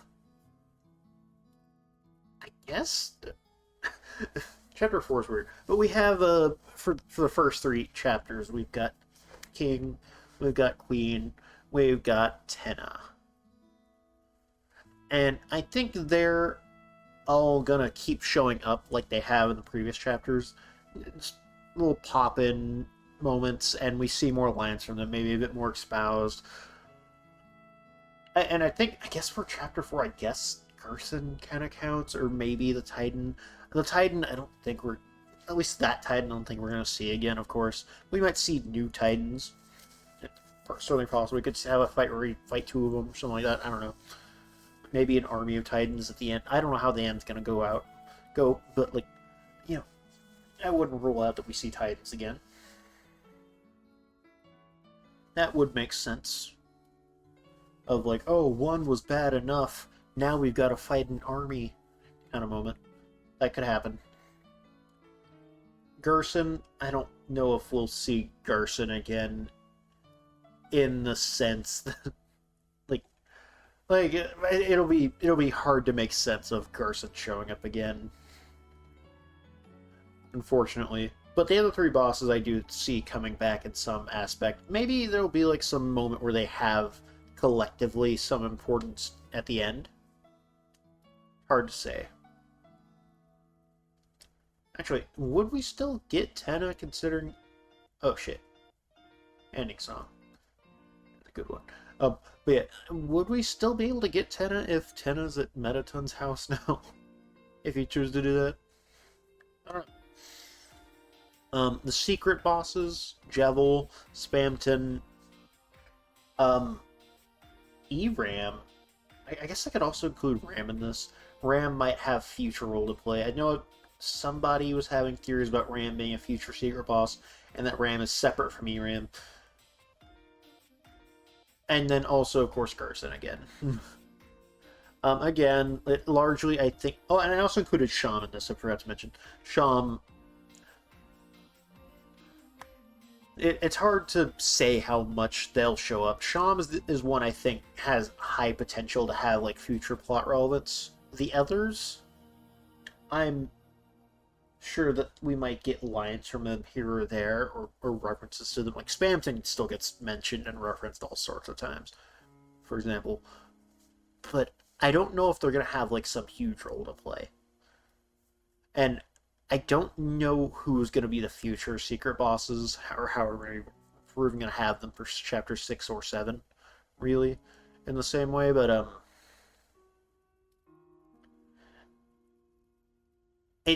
the weird thing is, every time we've had a secret boss, it's not someone we've been expecting. Like, you could say, like, oh, Sham's going to be a future boss, and I could see why, but also, like, every secret boss we've had so far has not been, like, someone we've been really predicting to be a secret boss. I've seen people claim Flowey will be a secret boss, or Rousey will be a secret boss, or Asgore won't be the main boss of the chapter, but will actually be a mid-boss or secret boss. And it's hard to project that, just because I think sometimes they've been characters we could like see coming, like Spamton being like a mid-game boss makes sense, and then also being a secret boss, yeah, also makes sense, but also is weird in the sense that, oh, that's he's both. ERAM we never could have seen coming. That was completely new. Completely new character we had no idea of. Jevil, of course, we couldn't have predicted because Deltarune came out then. Gerson, I think, made sense in chapter. Made sense of like, oh yeah, fighting him makes sense. When was this played in the game? Toby Fox just be throwing shit in.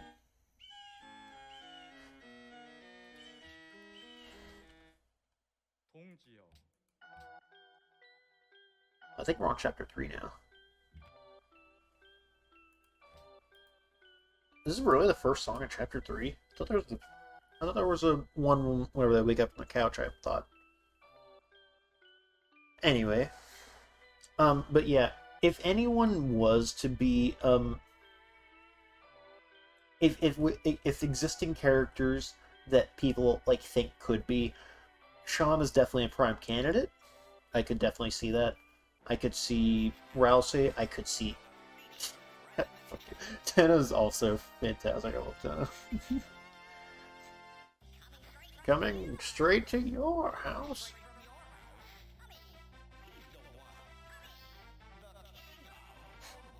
He's groovy and never gloomy.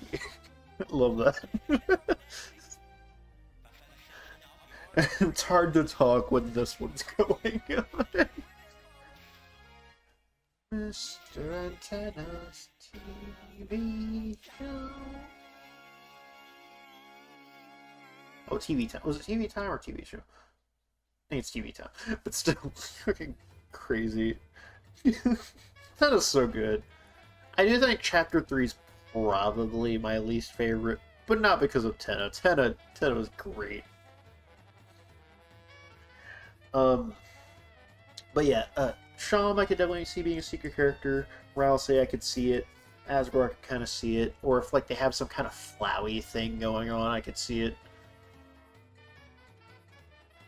Oh yeah, I forgot to talk about Flowey and Rouse and Azrael really earlier, but it's hard to say what kind of future they have in the game. I meant to talk about Azrael in the future of Deltarune 2, not just as the Knight, but like, even if not the Knight. I don't know if Azrael win or if they'll show up. If they do show up, it's probably going to be at the festival. Outside of any Knight possibilities, but like, just as Azrael, it's probably going to be at the festival if they do. I doubt that they're going to show up at like the very end, just cause, unless it's like related to a "you found her" kind of moment about Des, but we'll see. And as far as Flowey, I guess I'll get more into that when it comes to Chapter 5 predictions. I'll get to that later. But yeah, Flowey would make an interesting secret boss. I've also seen Sans floated as a secret boss, which is possible. And of course also some of the more meta characters like Friend, Gaster, so on. And I think the next thing I was gonna cover was relationships. I don't know how deep I'll get into these, but I wanted to... I'm talking not about shipping, but about, like, character dynamic kind of stuff. So yeah, just to be clear, it's not about shipping. Although I can make... I'm very much a, Suzel. I think they're really cute together. And that they play off each other super well. I like the other ships kind of neutrally, you know? I don't dislike them or anything. Like the Polycule or just Chris and Noel. I think they're fine.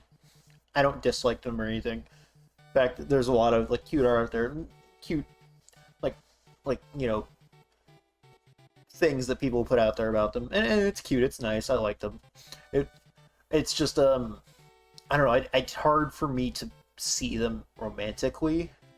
Like, Chris very much gives off the sense to me of, like, I'm non-binary, but I have a job, so I don't really care about that right now. That's the kind of energy I get from Chris a lot of the time. So it's hard to see them like getting in on romantic stuff, at least for me. Anyway, as far as the actual like discussion I was going to talk about, Chris and Susie's relationship. It has been very interesting to see, first off, that...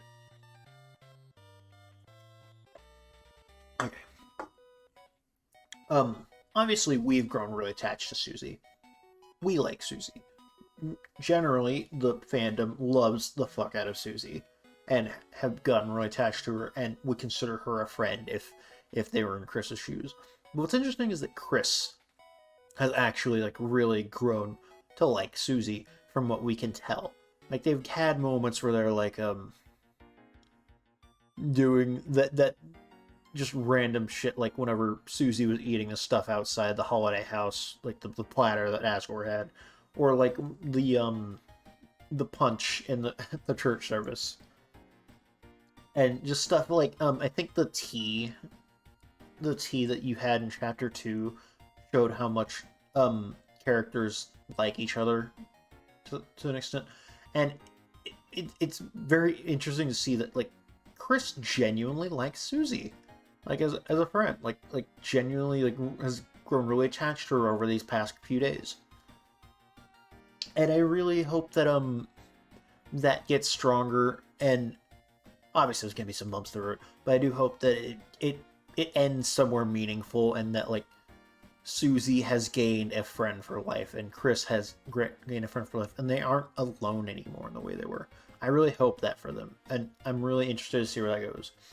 Now, to confront the elephant in the room when it comes to them, though, Susie has a lot of trust issues, which makes sense, but has some big trust issues, as talked about, like how she hates it when people don't tell the whole deal, which Chris has not been telling the whole deal clearly. And it's hard to project when that's going to happen or how it's going to happen, but I don't think Toby's not going to have it happen. I'd be very shocked if there wasn't some big moment where Susie finds out at some point that Chris, at the very least, has been lying to them. Probably more. Susie might find out about the human soul, might find out about working with the Knights, but at the very least, Susie is going to find out that Chris has known more than they have been telling Susie. And Susie's not going to take it well, and there's going to be something. I don't know if it'll be like a fight like what happened with Susie and Lancer in chapter 1, if it's going to be like that, an actual like just fight scene, but there's going to be some heartbreak, some fallout, some shit that's going to happen. It's going to be a big emotional moment, and I'm really curious to see like where they end up after and how they handle it, and when it's, and how that's going to happen is going to depend, I think, when that crumbles down, you know? That's going to be a big part of it. So next up, Chris and Noelle. Very, very fascinating to see them, because they've been friends long before the game started. They've got a pre-existing like friendship, and we can see that Noelle and Chris haven't like spent all that much time together lately. It's not been a thing where they are always hanging out or anything. But you also know that they've known each other forever, and it's like having like that cousin or whatever that you've known all your life, and you get back together. You might not have talked for months or weeks, but you get back together and it's just like old times. And that's what it feels like it is for them.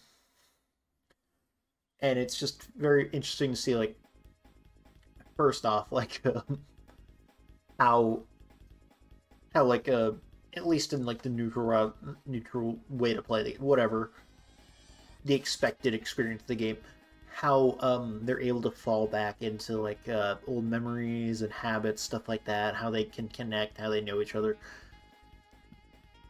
When it comes to the weird route, though, and the various extra stuff you can do it's been so fascinating to see, like, just how, like, pissed off Chris has gotten with how the player has done these things to Noel.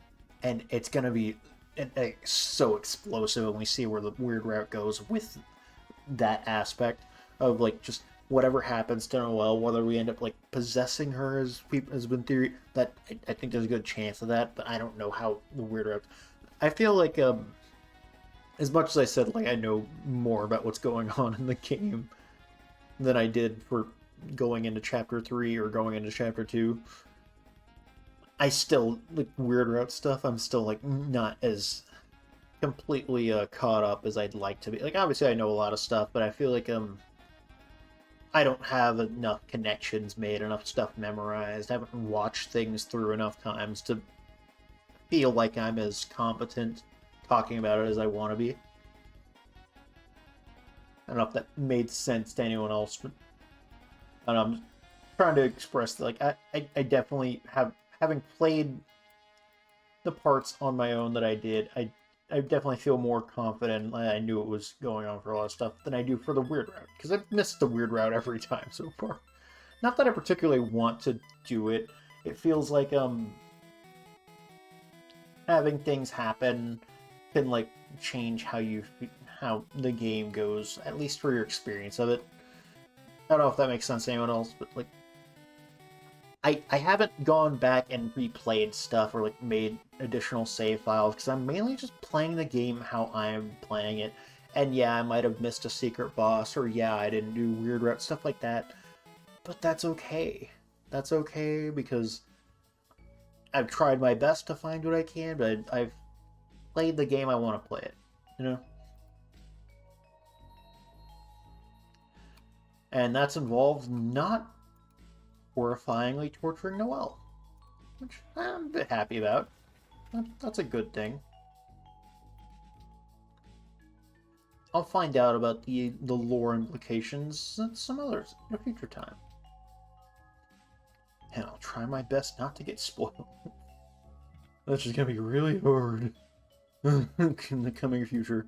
We'll try. Next up, Ralsei and Susie.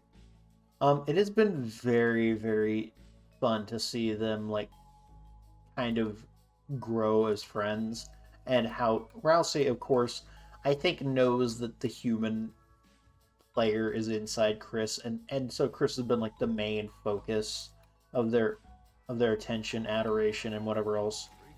But it's been pretty clear that, like,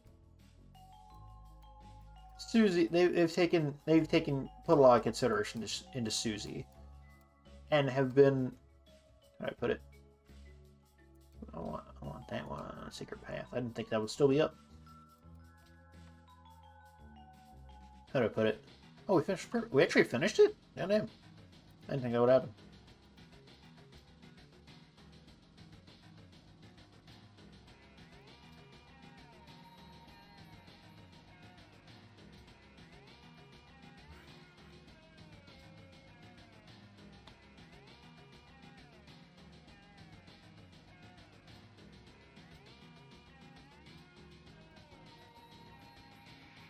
Where was that? Where's that?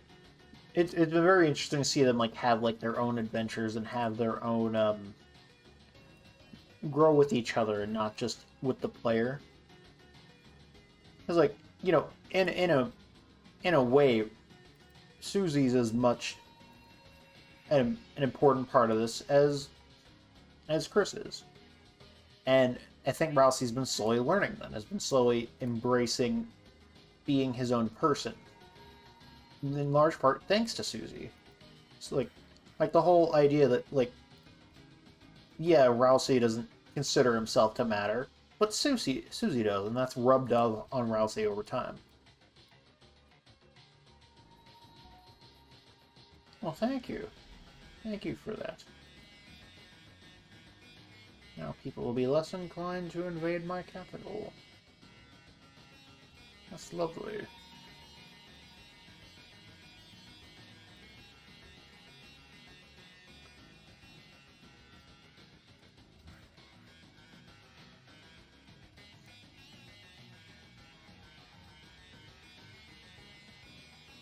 where was I going? But yeah, I'm interested to see where they go, because obviously with everything that happened at the end of Chapter 4 with the prophecy, they've got a lot of stuff to work out right now. And it's very interesting to see how that goes. Next up, I was actually just talking about this in a way. So, next thing I had was Chris and Rousey.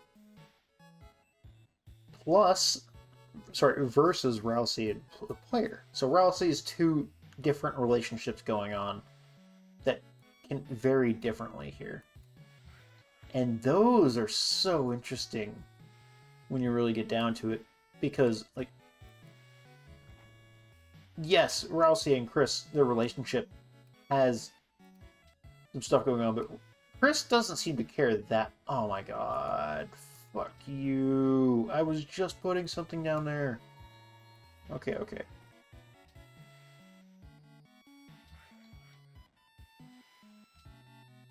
Can't believe they did that to me. I can't make that yet. Oh, we still need bronze working. Okay, well you, I guess, go back up here and I'm going to figure out something to do with you. You can go get these.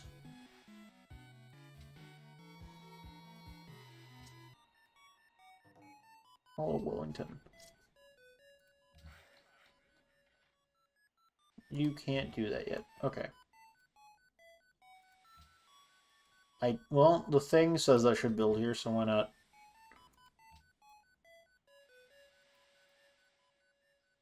Yeah, a lot of things have not gone exactly to plan this game, but that's okay. Where am I sitting right now? 133. Well, I'm not the most powerful, but I'm in the top upper echelon. It's an okay start. Colossus already built? It's turned 60.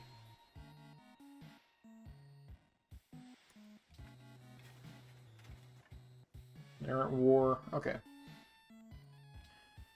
But yeah, it's interesting seeing so there have been moments where the game has given you the option to be like affectionate to Rousey or to kind of ship Chris with Rousey, and what you can do as the player, you can make that choice. But you can also like see like aspects where Chris, the character, has like been maybe not disliking, but kind of indifferent towards Rousey. Maybe it's because they look like Azrael, but which, by the way, is its own can of worms that I didn't really touch on. But Rousey's relationship to Azrael, yeah, whatever that is. Actually, I haven't even gotten confirmed to like what Rousey is as a darkener, like what item is Rousey. Anyway, but yeah, just the dichotomy of Rousey's relationship with you versus Rousey's relationship with Chris. Very fascinating, and there's going to be like some big things coming up in Chapter 5, I think, if not further on. Next up is Susie. Oh yeah, this is a very interesting to think about. Susie and Susie and Noelle's relationship, and then also Susie and Noelle's relationship as like kind of a contrast. Because like I mentioned a bit before, there's a lot of reason to believe that Noelle is supposed to be the third hero in the prophecy, and that Susie kind of took her place by entering the Dark World with you, which wasn't part of the plan. I think the plan was that Noelle would enter with you. Oh, it's about to raise up her bat. Fuck. But I think like the initial plan, which is why Chris was surprised in Chapter 1, is that this wasn't the plan. That Dark Fountain wasn't made in accordance to the plan that Chris and the people Chris had been planning with had made. Raise Up Your Bat is also another fantastic one. I just love how it sounds like it has this like sort of like how do I put it? Like a sort of like real vibe to it. Like this kind of like this feels like someone practicing in their garage. That kind of song, you know? It has like this kind of real, like imperfect in a good way kind of sense.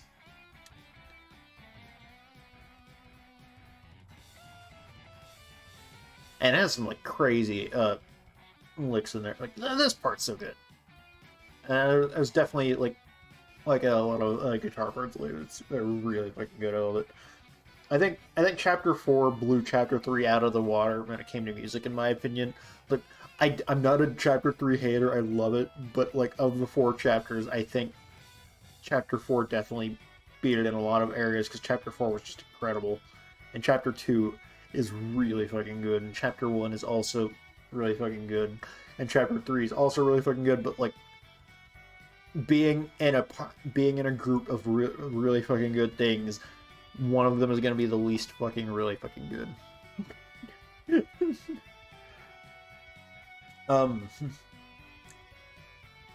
But yeah, okay. As far as their relationship goes, Susie and Noel, it's very interesting seeing like just how like unaware Susie is of Noel liking her so much, and of how Noel is just like it's so funny seeing Noel just being like, oh yeah, shoving me against the wall, who'd want that kind of moment. Like, and it's been a lot of people made jokes about like how Toby writes lesbians so well, and it's so true. It's so great between Undyne and Alphys, and then now Susie and Noel. It's been so great. He's so good at it somehow. And yeah, everything going on with the festival and Susie inviting Noel to go. That's very interesting to see. And I'm really curious to see how the festival goes for them.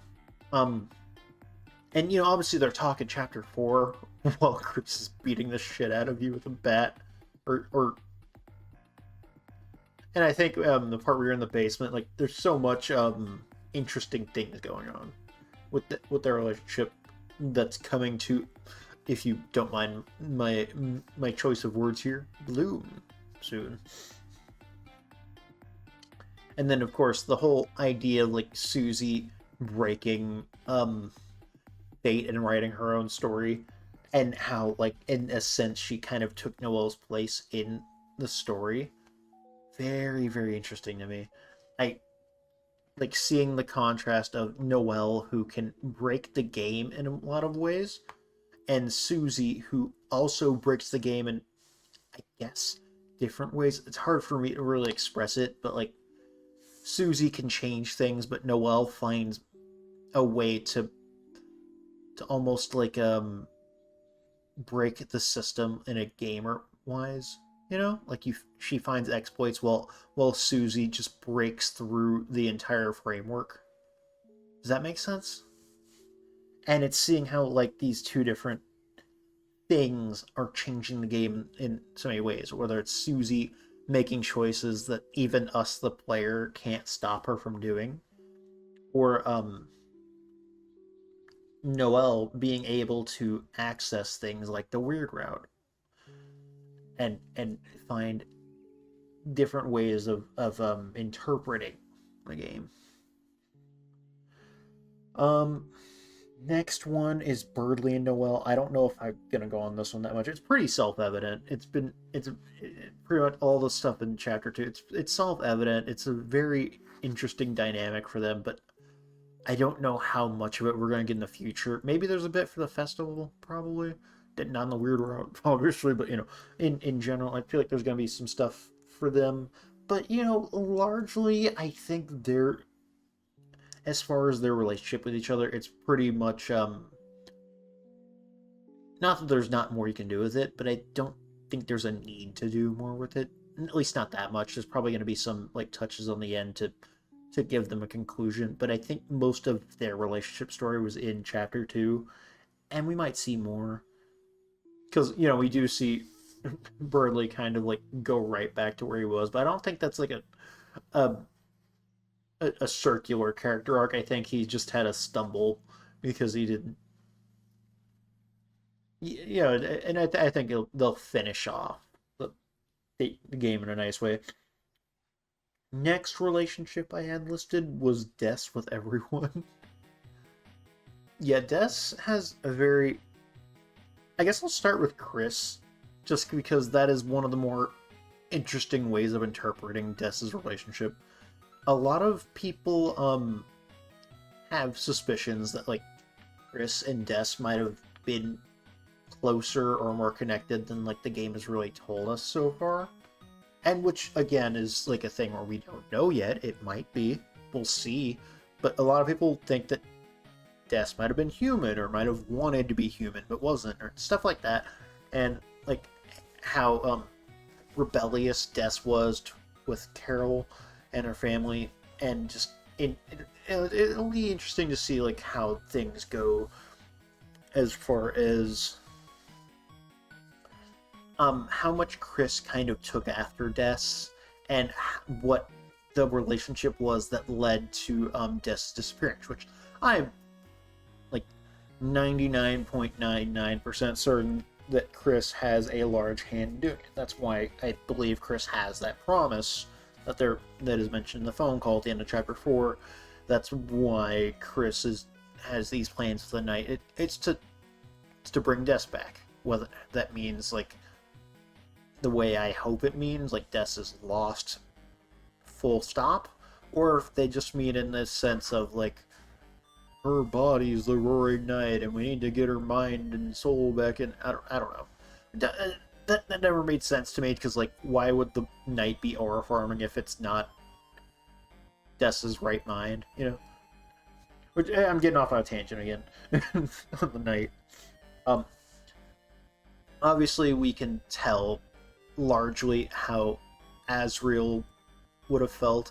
We've heard a lot from Noelle how she felt about Des, and we can interpret pretty easily a lot of what Carol and Rudy would have felt for Des. Is there anyone else notable? Besides Pizza Pants, of course.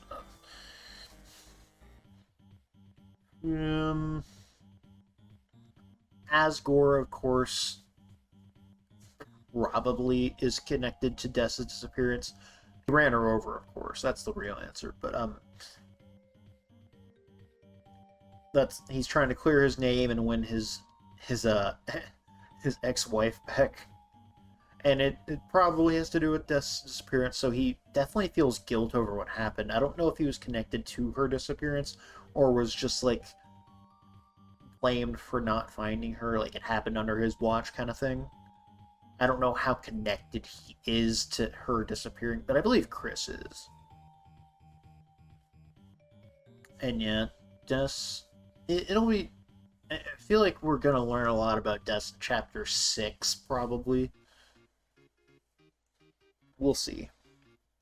Then I also mentioned the whole mess that is Asgore, plus Rudy, plus Toriel, plus Carol, plus Sans.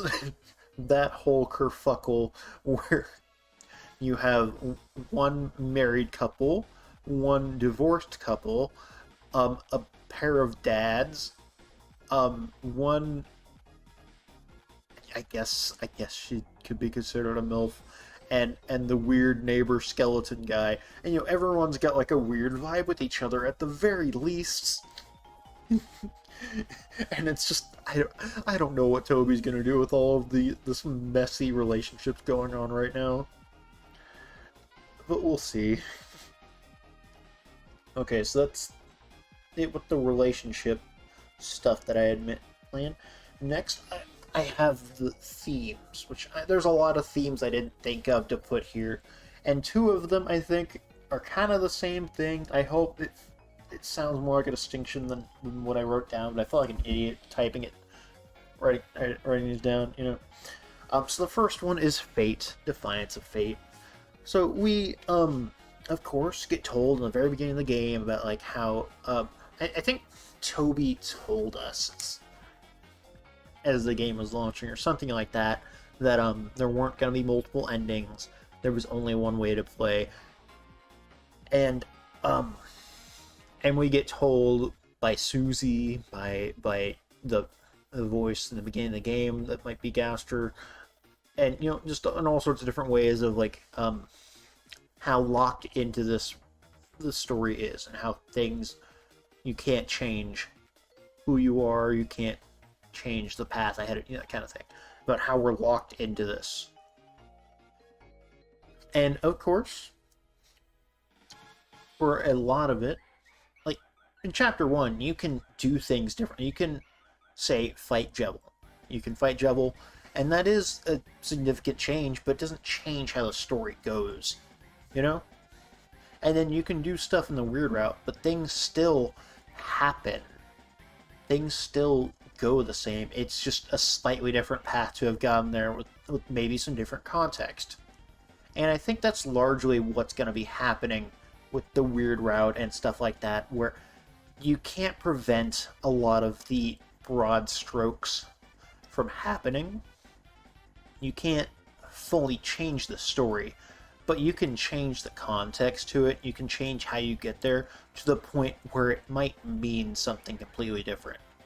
You know, like, I think that's going to be like what the main thing with the weird route is, that it's going to be the same broad strokes that the prophecy has mentioned, but it's going to be very different in its vibe and in its sort of context with how the weird route ends up taking it versus how we do in the main game. And of course, to pair with Fate, there's the Defiance of Fate, which you can largely see with Susie, and with what Gerson was talking about like not really heeding the prophecy and making your own path. Because I think that's going to be a thing, is like people are too set in stone about like what to expect from what we are told is going to happen, which you can also apply here. Like, people are, you know, theorizing based on trailers and newsletters, and maybe we shouldn't look into that as much and just play the game and set our own path in a sense. I always laugh when I hear this part because I get that Smiling Friends animation in my head where they turned it into Tenna. Yeah,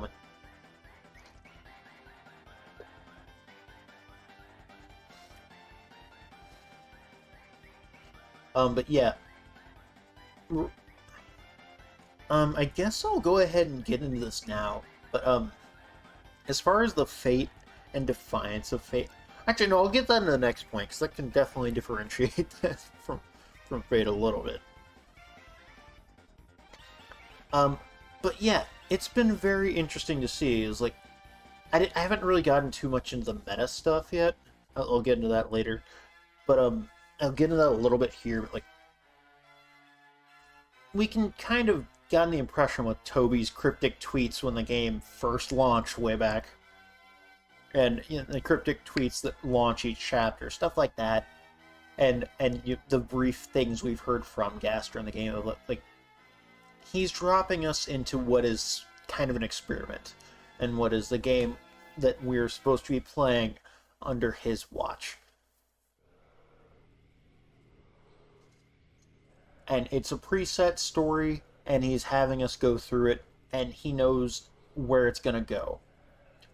But, and we can't defy what that story is and where it goes, in a sense. And we've seen, like, in different ways, that that's more bendable than we think. We've been able to do stuff like the weird route, or find secret bosses, find eggs behind trees, stuff like that. Like, I think, like, Chapter 3 egg thing is, like, super, like, detailed and complicated and has to do with, like, the flying ace and stuff like that. I vaguely remember the details. I'm sorry I don't have them all as refreshed as maybe they could have been. I don't know. But, yeah. It's gonna be something toward the end of the game that has to do with, that Defiance of Fate. And I'll get more into, where I think it's gonna go in just a minute, but... yeah, it's been a very interesting theme of just like the defiance of the fate that we have stuck in front of us, and Gerson, of course, was instrumental in just like really like shucking off the idea that there's nothing you can do about it. Kind of the defiance of fate, and and forging your own path. Which I guess I'll kind of get into my second point, which again, it sounds so like the first point that I hope it comes across distinction. Maybe I'm just wishful thinking. But the story is planned and writing her own is what I had as like the next point. It kind of does just sound like it's the same thing in different words. But I'll get into where I think this is going. So in Gerson's fight, he talks about his book, and I believe it was, again, I don't have the details right in front of me. I'm going off my memory. But I believe he said that chapter 5 about the burning and inferno of jealousy and the pink of yellow and gold flowers, stuff like that. And so that's why a lot of people thought that chapter 5 would be happening how it did. And it seems like we're right about it. We'll find out soon enough. But was it chapter 6, I want to say, that he said hadn't been written yet?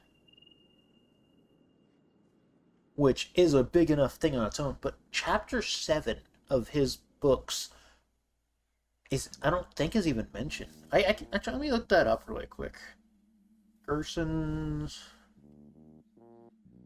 I may be mixing up the details of 6 and chapter 7. Gerson... Chapters... Dialogue... Okay. Thankfully, somebody put his whole speech.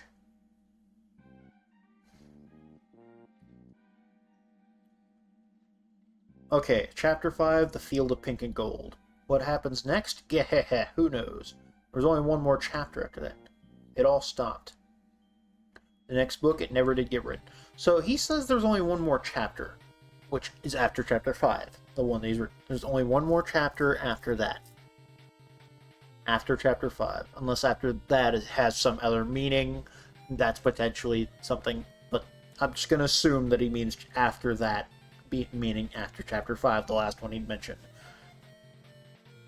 So, that means that Gerson's book had 6 chapters.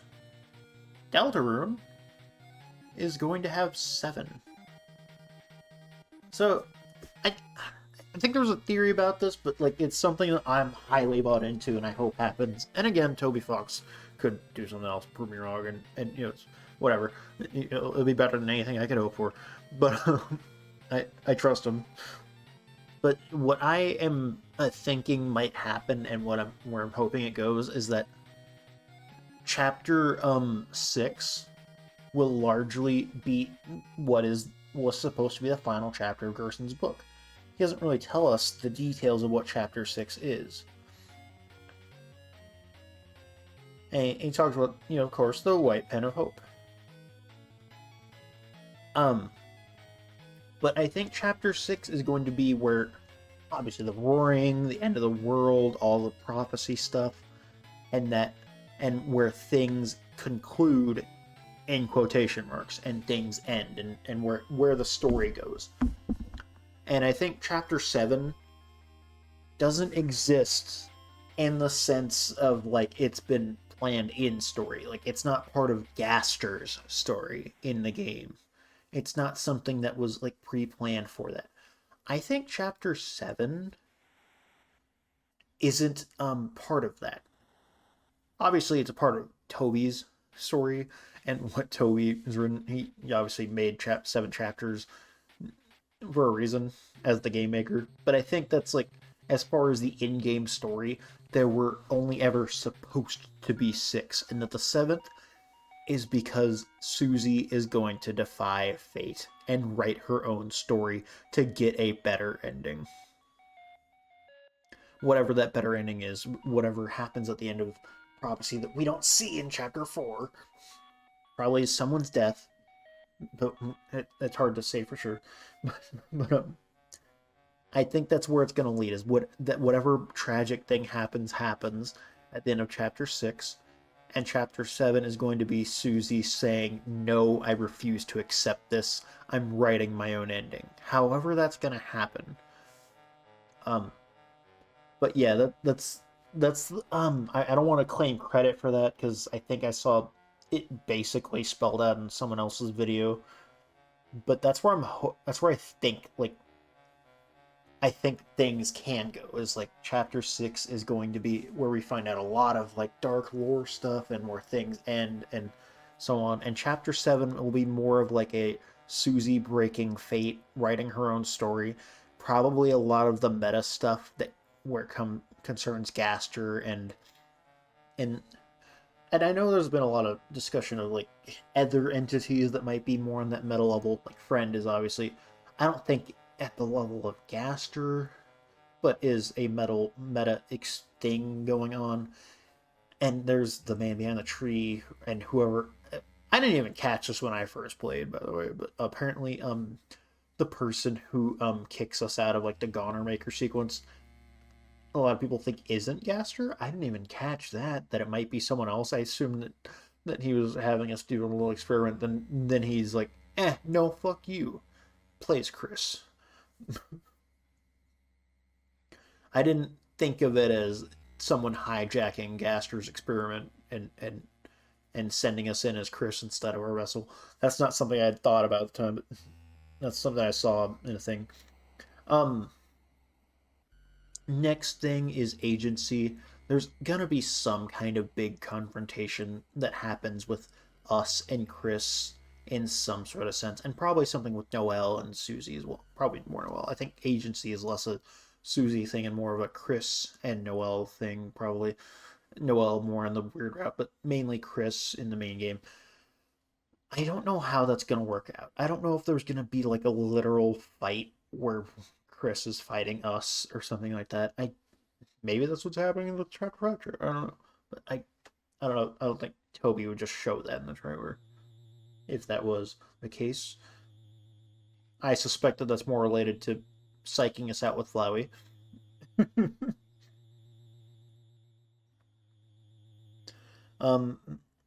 But yeah, agency, where they go with Chris in this game, I'm so interested to see. Like, how are they gonna handle all of this?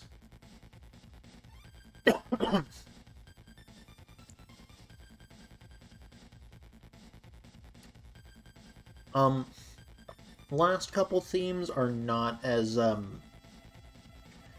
apparent and kind of go hand in hand a little bit.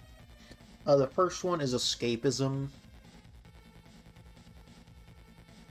And, you know, there's been a lot about escapism, about, like, how you can imagine these dark worlds to be something more than you have in real life. Like, you can have, like, a shape on a chair, and it can be something fantastical in this.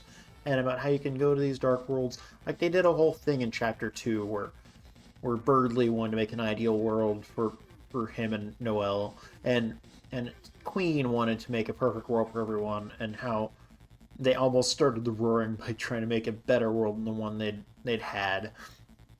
And obviously escapism has been a theme of like a Hannah trying to distract everyone with nostalgia and and about how the preordained fate can keep us distracted from making our own choices and stuff like that. That's going with chapter 4. And Asgore is probably going to have some big thing to do with escapism in chapter 5. It's been a big theme, and it's going to continue to be a big theme. And I don't know if it's quite as like up there as like the fate, defiance of fate thing, or the writing your own story thing that I would go, or agency. But it definitely has been a recurring thing, and it's going to keep being a recurring thing, I think. Escapism is very much something Toby wanted to touch on, and there's going to be different aspects of it that we are going to see. Next up, which is kind of closely related to escapism, but it's kind of the thing you're escaping from.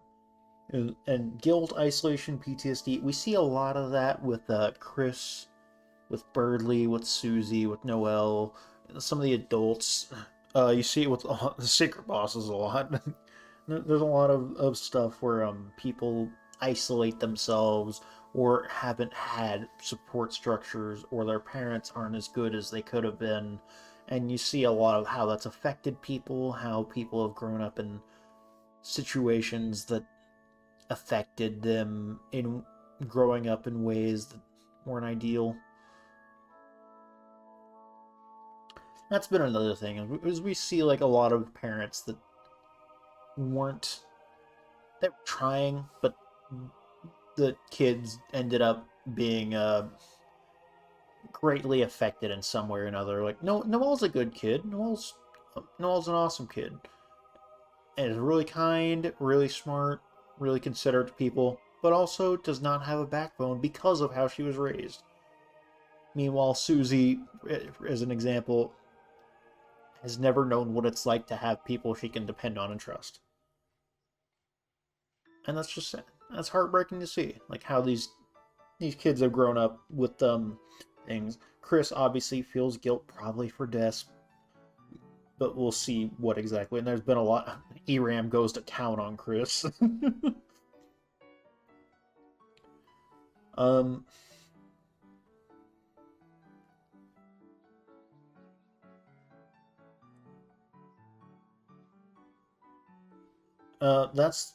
There's probably a ton more themes that could be touched up on. I couldn't think of any that I wanted to talk about in a discussion, because obviously making this list and making this video are both get very exhausting after a point.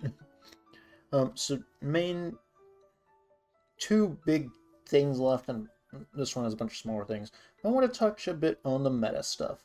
So I will go ahead and prelude this by saying that, like, there's a lot of stuff that I don't know about, or stuff that I forgot about, or there's a lot of stuff that, like, could apply to one character, but it's actually a different character, that kind of thing.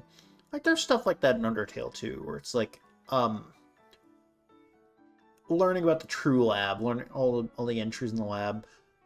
I saw a video that talked about how, like, not all of them were written by Alphys, and some of them might have been written by Flowey to give us misinformation and lead us to a certain conclusions, which was very fascinating. And that's the kind of thing that, like, you don't even realize the first few times you play it, or so on. Assuming that's true, of course. But, like, that applies to a lot of the meta stuff going on in not just Deltarune, but Undertale too. How much of it is Gaster? What is Gaster's plan? What is Gaster even trying to do with this? Why my Deltarune?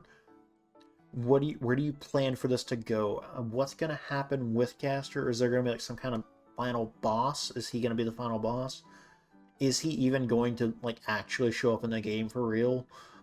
And is it gonna be like the fucking mod that I saw people play for Gas? He's just like, I'm Wingdings, you know, that kind of thing. Probably not. But with Toby Fox, you can never be completely sure. But yeah, I want Gaster. This is all just like speculation. It's hard to have a concrete idea of what's going to happen with a lot of stuff, just to be clear. With Gaster, if I had to guess, he's probably the very final boss of the game, in the same way that Asriel, Hyper God of Death, is at the end of Passiv's run, where Susie is defying fate, and at the ultimate conclusion, that means defying the person who wrote the story and put them all this. And if I had to guess, that's what's going to be, is Susie's going to not go to the plans Gaster had set, break his story, and he's not going to be okay with that, and that's where it's going to lead. Of course, I think we need a lot more characterization of Gaster for it to feel satisfying, but I trust that Toby's going to get us there. Assuming that's even where this goes. He might only ever be, like, as present as he is now. You know, who knows?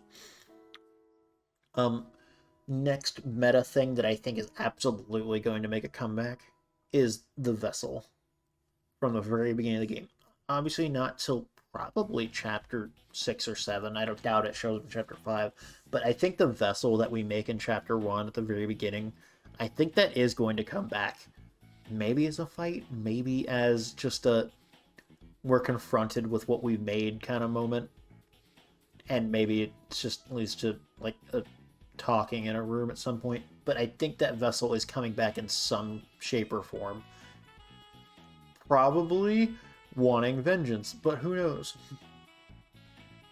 The knight, it's hard to say. like, because there's different levels to this when it comes to the meta-ness. You have, like, Toby Fox, of course, is, like, the highest order, and then Gaster, and then a bunch of other stuff under them. And you've got various things, like the Knight, or the Angel, Mike, and Fred, so on, where it's, like, there's different levels to this, and it's hard to say which of it is, like, above, like, in another different plane from other stuff. Like, Gaster feels like he's in a different plane from most of the other meta stuff. But that doesn't mean that, like, other things, like Sans, or say, ERAM, might not be... They might potentially be aware that Gaster might be a thing. Who knows? But a lot of this, it's hard to say how it plays out. So, yeah, the Knight... Mike, the Angel, and ERAM, it's hard to really say what the future is. The Angel is probably us, the player, but that could just as easily be wrong and be something else. But, you know, if I had to make a guess, it's probably us, the player. Friend, I don't know when we'll confront Friend. I've seen theories about Friend's position in all of this, and how they're the one that might have caused Des to disappear. Because, you know, following the tail in the forest kind of thing. I don't remember whether it was even mentioned. Was it ERAM that mentioned that? I don't remember. But, yeah, Friend seems like they'll be an important part of this. And it's hard to say if, like, Friend is, like, the evil boss of the game that's not Gaster, or if Gaster's more of, like, a neutral figure. It's hard to know. Is the Knight working for Friend? Who knows? I've also seen, like, theories that Friend is just, like, a singular type of enemy that you can see a bunch of. Like, it's just, like, a little henchman thing, which would be interesting to see. I don't know if... That'd be interesting to see if that's how it goes. Mike. Hard to guess for Mike, because it's hard to know what the real Mike is, and we might not have the answer yet, but just keep an eye out for Mike mentions. ERAM's interesting in that, like, they very much seem like the devil on Chris's shoulder. And I can't... And I think... I don't remember why I think this or what video it was from, but I think Ram is supposed to be a different character from ERAM. Maybe I'm wrong in that. I don't know. It's super late. I'm tired. But they do very much seem like different things on Chris's shoulders, and it'll be interesting to see where they... How did I not list the egg guy in my thing here? I'll just say it now because I remember. Yeah, the guy with the eggs. I don't think that's Gaster, because it seems like they're very much trying to disrupt things. Well, Gaster wants his story.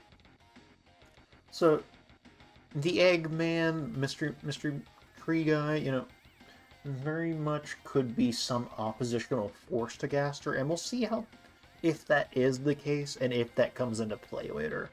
Again, there's still so much to tie it together to the end of the game. There's so much to get done, and it almost feels like three chapters isn't enough. You know? And then finally, I wanted to talk about the Kara, Flowey, and Undertale connections.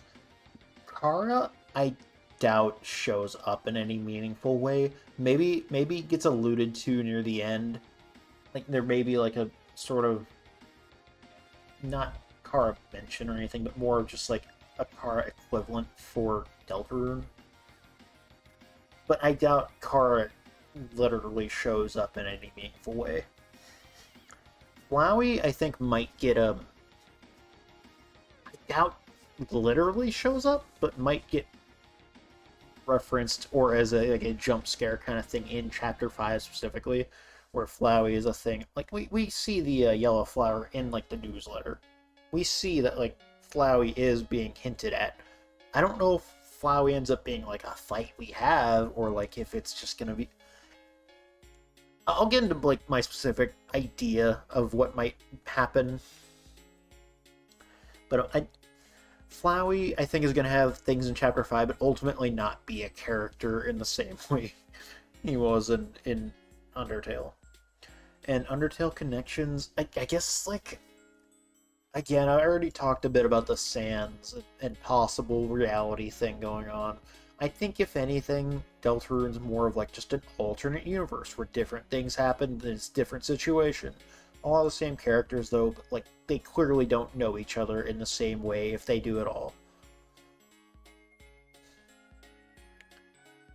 And it's hard to speculate on, like, if it's a prequel or a sequel or just a different universe. I think it's something like that, but, like, it's hard to be concrete, and if Toby did make it concrete, it would take up way too much time and probably suck out some other aspect of the game that could have been in there.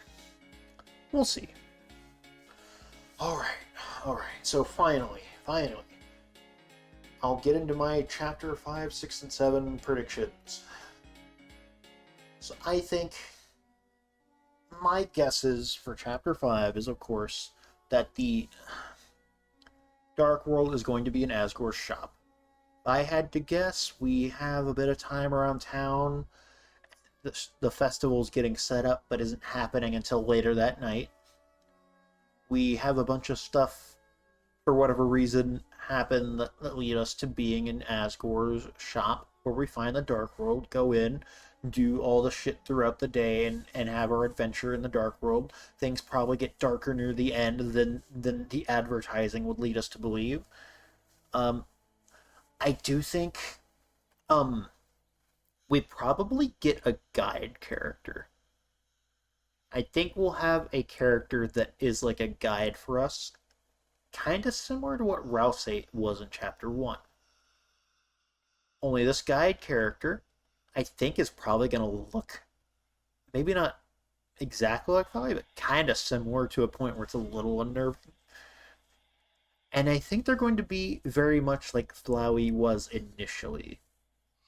Just really friendly and happy, and hey, cat, here, I'll teach you how things work around here, kind of thing. And I think that it will grate on Rousey seeing someone acting like this, but while having the knowledge Rousey does of, like, hey, my friends don't trust this as much as they might have once.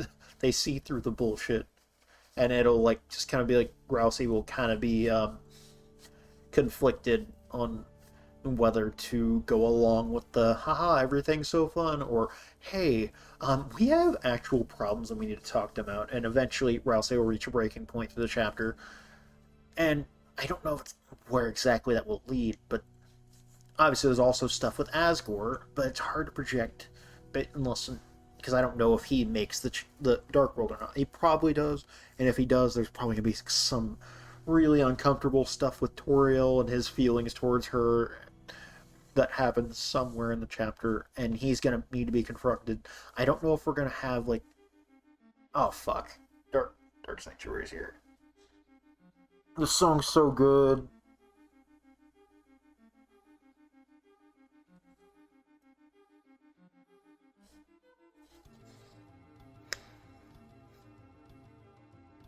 Oh, I'm sorry, this song's so good.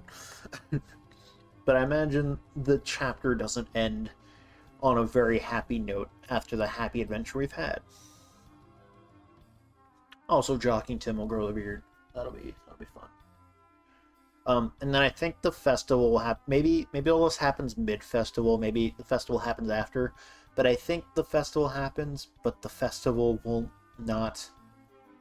I think it will get interrupted in some way by whatever's going on with the Roaring Night and the plans they have, and the Roaring may start at the end of Chapter 5.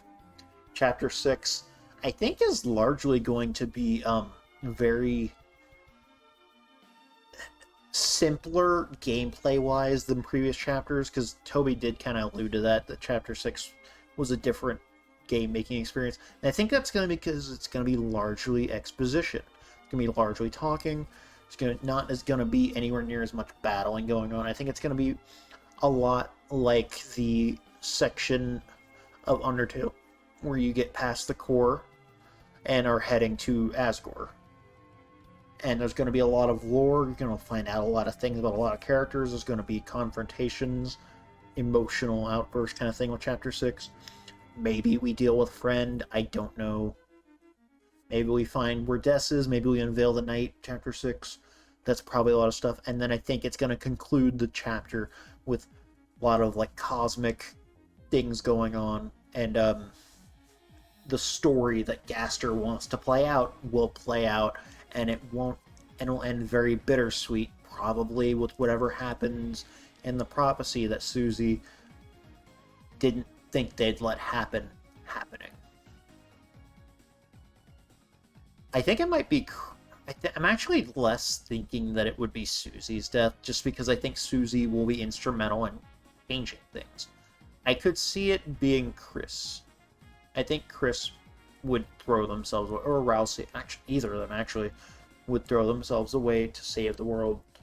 Chris, because they think that it will save Des, probably, and Rousey because he just thinks it's what he's supposed to do.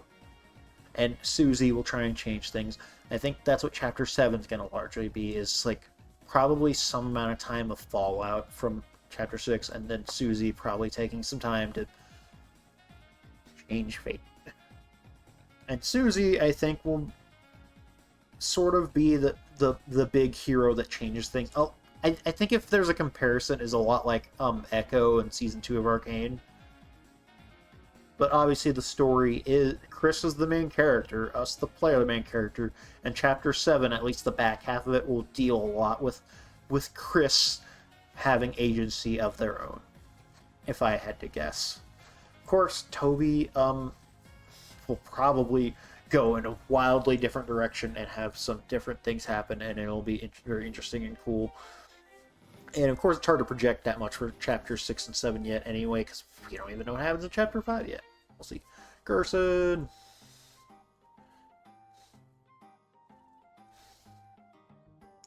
And I think we'll have send-offs for a lot of the characters for a big chunk of Chapter 7. There's going to be so much concluding and sending off and final moments with so many people. I think we'll especially get like final moments with all the Undertale characters, just because, people have known them for so long and loved them so much and mean a lot to everyone,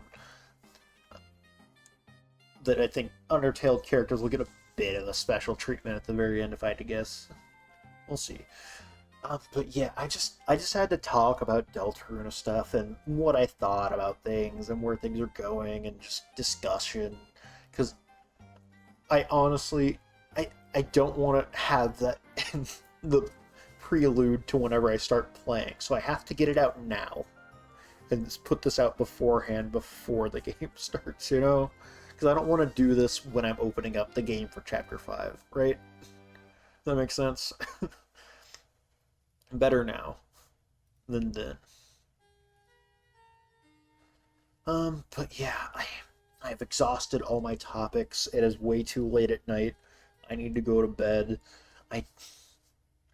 Deltarune tomorrow, as I'm recording this. Oh yeah, and also like the Civ game that was happening. I got some towns set up. Got a settler moving down. It could have gone worse. It was fun, right? I actually finished before we got through all the soundtracks, so that's a win.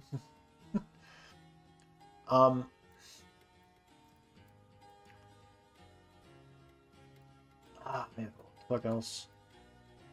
I also just want to briefly mention that I don't think everything is as written out. Like, I think there's not that it's not written out, because obviously Toby's put so much writing into all this very clearly, and there's so much like subtext and different things going on all the time for so many things, and there's so many like conscious decisions to do things certain ways. But Jackenstein, I think, was a real like surprise to me in that it seemed like a late edition. Because I think Toby mentioned that that was more of a joke about like feeling like the game wasn't coming out quick enough, in his opinion. and then he wanted to do it quicker. And the fact that like the mid-game boss for chapter 4 was a thing that was kind of like added as a reference to his frustration has me wondering how the hell did that happen? Like, was it? What do you mean the mid boss of the entire chapter like was not even like conceptually made until like you were getting frustrated with the speed of the game coming out? This wasn't pre-written? What do you mean? Which I don't know if that's a good sign or a bad sign, but it just is a sign. That Toby still has room to be flexible and add jokes in and stuff like that. And yeah, I don't even know where I'm going with this. I guess let me wrap up.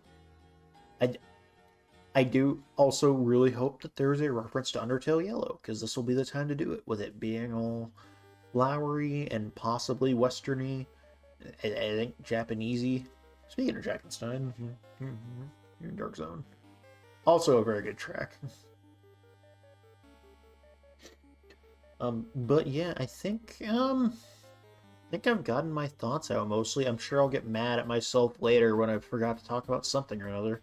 And I doubt I did justice to a lot of topics I was talking about. But yeah, I've exhausted myself of talking about things of Deltarune. It'll be... And we're coming. And Chapter 5 is almost here. And as we all know, Deltarune tomorrow. Let's go!